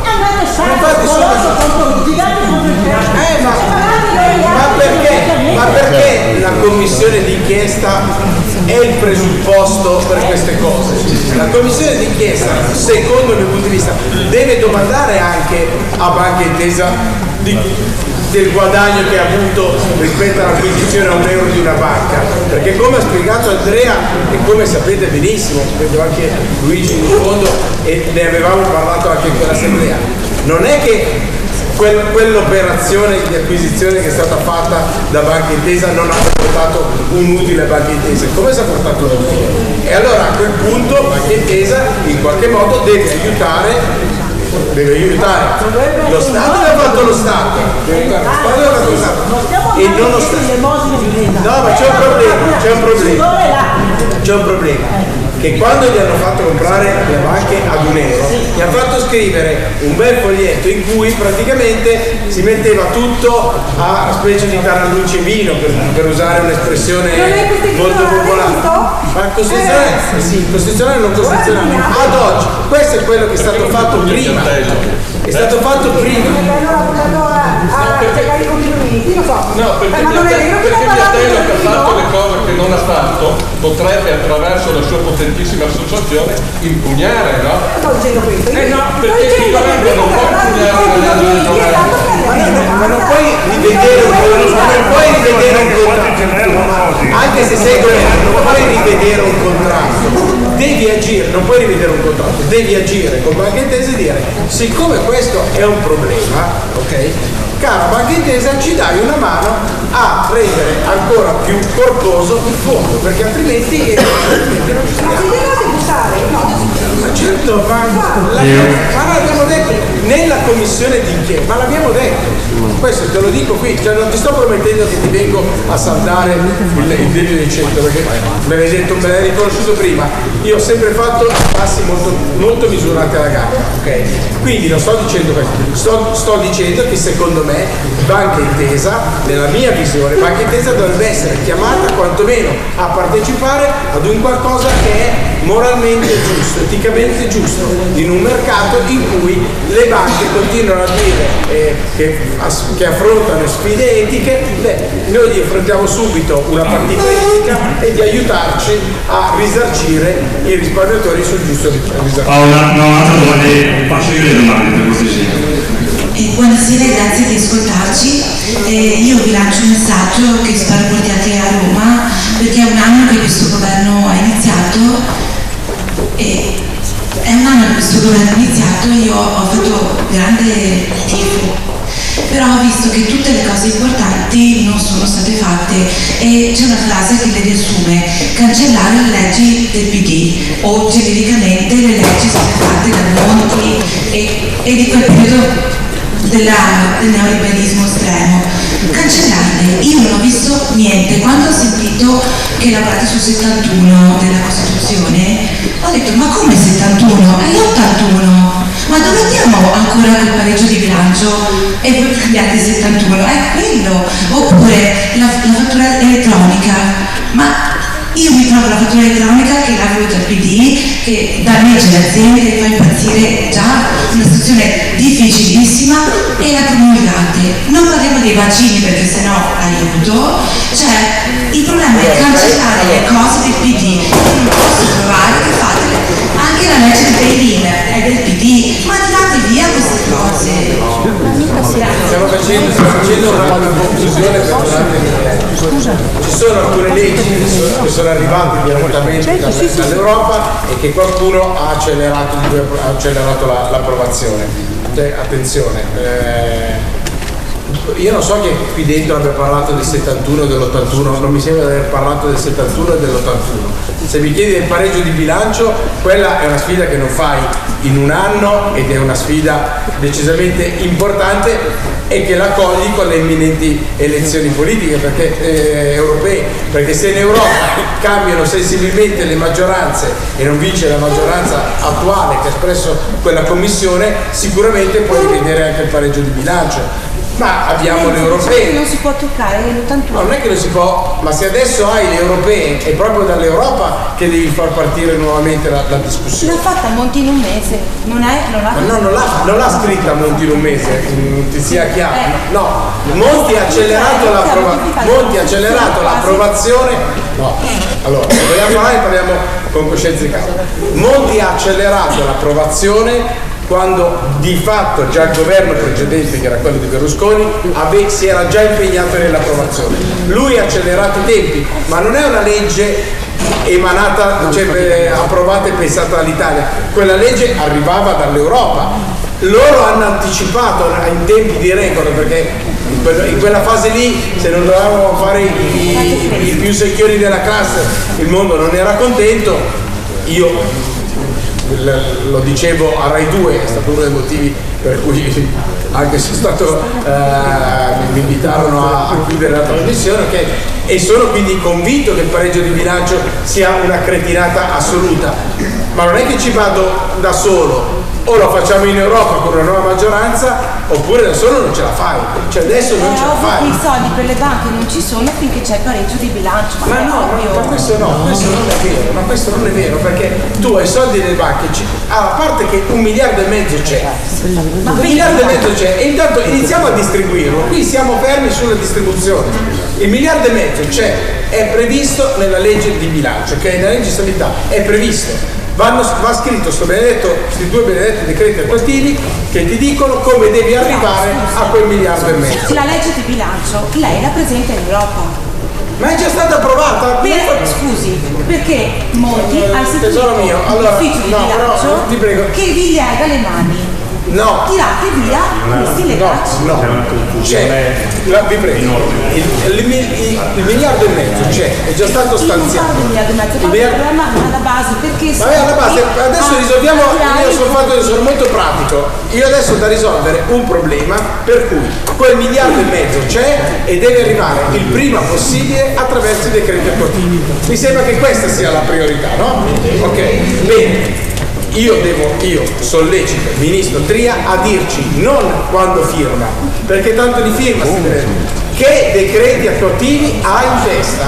Questo per me è la cosa più importante, perché se ha in mente un altro decreto attuativo che è diverso dal percorso che abbiamo fatto, noi ci ritroveremo a decreti attuativi firmati scontentissimi, e questo è l'allarme che lancio o che raccolgo, uno delle due, stiamo parlando la stessa lingua. E questa roba io la prendo e la porto di nuovo, per l'ennesima volta la porto di nuovo a Roma e la porto a Luigi, che è il capo politico del movimento. Per me questa è la cosa importante, che Tria non è che accelera, intanto accelera per forza, ma voglio capire che razza di decreto attuativo fa, perché neanche Villa Rosa lo sa. Tra l'altro gli ha anche tolto le deleghe su cui stava lavorando, c'è veramente una cosa. Direi Gianluigi di fare 3 domande di fila, così e poi chiudiamo. Reddito di cittadinanza. Il giorno che un signore in difficoltà economica torna su una banca e riceve il reddito di cittadinanza, allora quel giorno si può dire che però chi dorme su una panca non ha una residenza e chi non ha una residenza non può fare domanda. Piccola. La signora qui? Ecco, allora, io volevo ringraziare Dinca, Girotto e Paragone per tutte le informazioni che ci hanno dato questa sera, perché le informazioni che ci danno cosa ci servono? In sostanza ci servono a capire quanto complesso è il mondo, e siccome il mondo è molto complesso noi veniamo da 40 anni di democrazia in cui abbiamo pensato che delegavamo ai politici sapere le cose e prendere le decisioni per noi, e invece è ora che cominciamo noi a capire un po' più le cose. Quando capiamo più le cose abbiamo un'idea più generale di qual è la complessità dei problemi e le modalità con le quali devono essere affrontati. Quindi, con tutto il rispetto che ho, perché la considero una cosa gravissima questo problema delle banche che c'è stato, vedo, e ho sentito anche in qualche intervento che c'è stato questa sera, che c'è verso il movimento come una specie di pensiero magico, come se il movimento in un anno fosse riuscito, dovesse aver fatto, sulla base delle promesse che ha fatto, poteva risolvere tutti i problemi che noi abbiamo in Italia, che sono stati creati dopo 40 anni di questo governo, ragazzi, che abbiamo votato noi, perché loro fanno la loro parte, sono onesti, ci credo, il Movimento 5 Stelle ha votato, il Movimento 5 Stelle rivoterà. Ma ragazzi, i problemi per essere affrontati ci vuole tempo. I problemi sono molto complessi, abbiamo tante di quelle cose da risolvere in Italia che non avete neanche idea. Quindi non possiamo pretendere la magia, la bacchetta magica del movimento.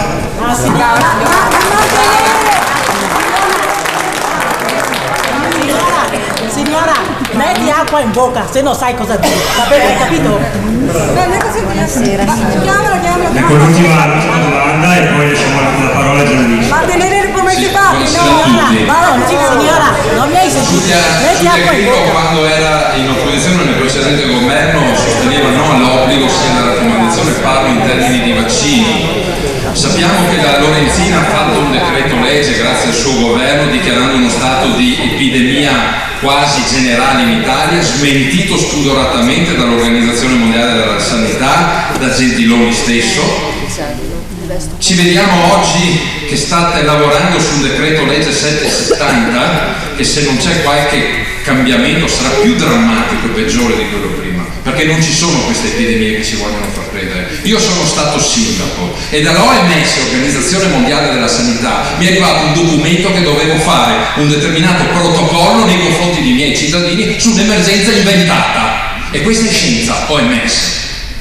Voi in 60 giorni potete fare un decreto legge e togliere quel crimine contro i nostri figli, perché non c'è nessun documento scientifico, attenzione, scientifico vuol dire che si può riprodurre in qualsiasi momento sulla validità dei vaccini. Ci sono medici che hanno coraggio di parlare, 2000 casi clinici, 6000 casi clinici in mano e vengono radiati perché parlano. Siamo in piena dittatura. Domani io sarò a Torino, ci sarà una grandissima manifestazione, perché noi genitori non siamo disposti a mettere i nostri figli cavia. Ci sono molti paesi che stanno lavorando in questo senso. E chiudo, i bambini sotto i 5 anni, se non sono vaccinati non possono andare all'asilo perché contagiano, fanno morire gli immunodepressi. A 6 anni, se paghi la sanzione, puoi andare a scuola. E vi dirò di più, ci sono bambini protetti da un determinato segreto, quelli che sono soggetti e che hanno purtroppo l'HIV e l'epatite, l'AIDS e l'epatite, questi, poiché soggetti a dati sensibili, non li può sapere nessuno e frequentano le scuole. Questi non sono un pericolo?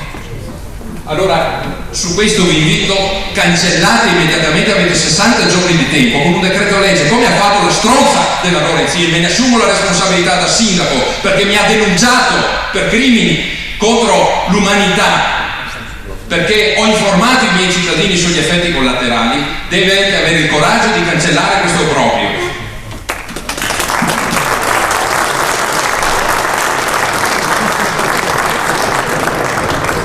Allora, io ero a Pesaro e ho detto, come anche scritto nel mio libro, che io non metto in dubbio l'efficacia dei vaccini. Io sono stato vaccinato, ho vaccinato i miei figli, ma non condividevo l'impianto della Lorenzin. Perché? Perché fu scritto senza aprire un dibattito politico e senza informare. Quindi ci ritrovammo con un numero di vaccini che veniva portato da 4, prima a 12, poi da 12 andarono a 10 e devo dire che ho qualche dubbio sull'insieme di vaccini che vengono somministrati in un colpo solo. Non sono uno scienziato, non sono uno che è un tuttologo, quindi diciamo che ho preso quello che mi raccontava mia mamma sui vaccini e lo trasferì. Incosciente, scrupoloso, non lo so, non mi sono mai posto il problema. Mi pongo sempre il problema che se un fatto viene nascosto, allora per me che sono un giornalista è un problema. Tu hai vaccinato i figli? Sì, sì. Hai firmato il consenso informato, quindi sai che cosa fa. Bene. Allora, io alla gabbia parlai di queste cose e vedevo che c'era un certo imbarazzo, come se non si dovesse parlare di quelle cose. Attenzione, non sto dicendo che mettevo in discussione l'efficacia del vaccino, l'ho sempre detto. Okay? Ho messo in discussione l'iter di approvazione della Lorenzin e ho anche detto che tutto sommato se l'Europa sta andando e va verso non l'obbligo vaccinale ma la libertà vaccinale, la facoltà vaccinale, allora voglio seguire quel modello, ovviamente in una forma seria, non è che ognuno fa quel cazzo che gli pare, ok? Cioè è un percorso serio come esattamente lo stanno facendo in tanti altri paesi. Voglio che si parli di queste cose. Pesaro fu una manifestazione importante che, giusto o sbagliata, io ho le fotografie, giusto o sbagliata, una manifestazione del genere, non so in quanti siano capaci di montarla, eppure non un telegiornale ne parlò e non un giornale la trattò. Eravamo in 60.000. Quindi ripeto, io ho le foto, sono stato a Pesaro e l'ho raccontata. E l'ho raccontata non né da Novax né da Freevax né da niente, l'ho soltanto raccontata come testimone perché un cronista deve fare questo.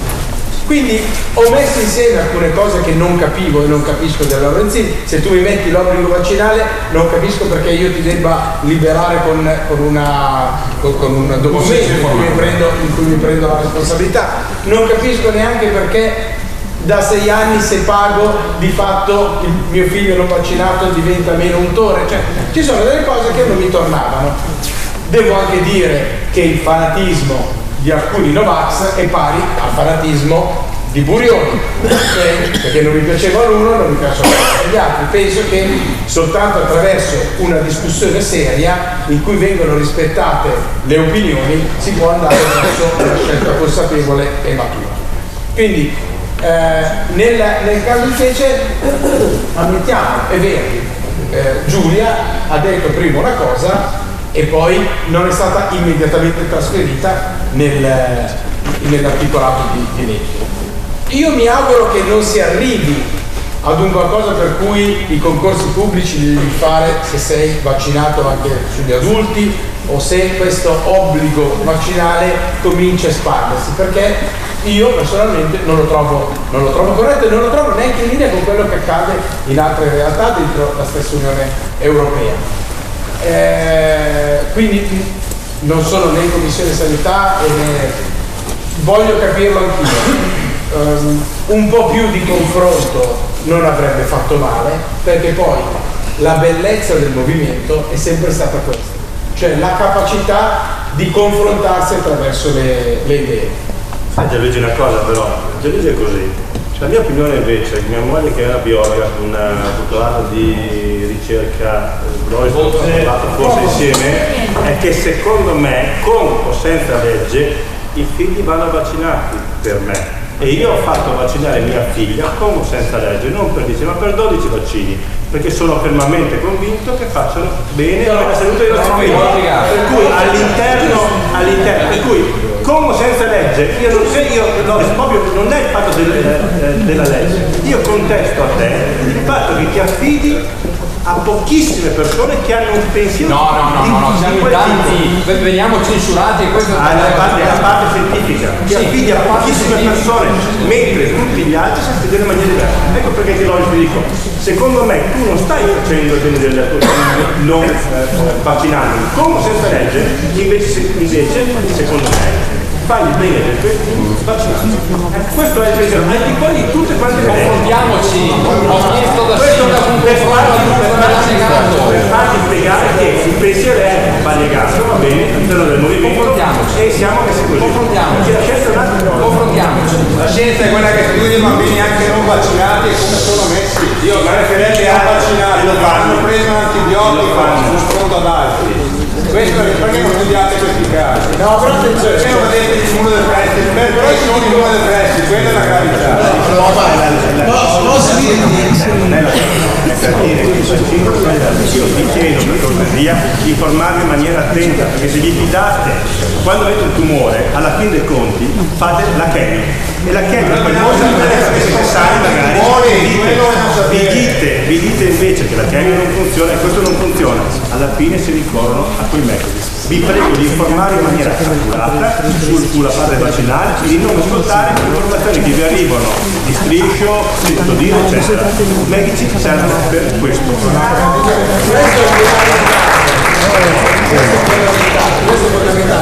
Aspetta Paolo,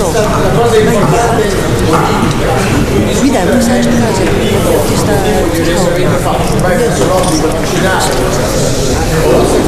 però guarda che la mia idea di libertà vaccinale, di raccomandazione vaccinale, non è quella che ognuno fa quello che vuole, segue un protocollo rigido esattamente come nel grosso dei paesi Io vi chiedo scusa ma devo mettere una pausa, torno a Belluno e domani mattina alle 9 sono già a Padova. E io vengo dalla Basilicata. Saluto e vi do un abbraccio.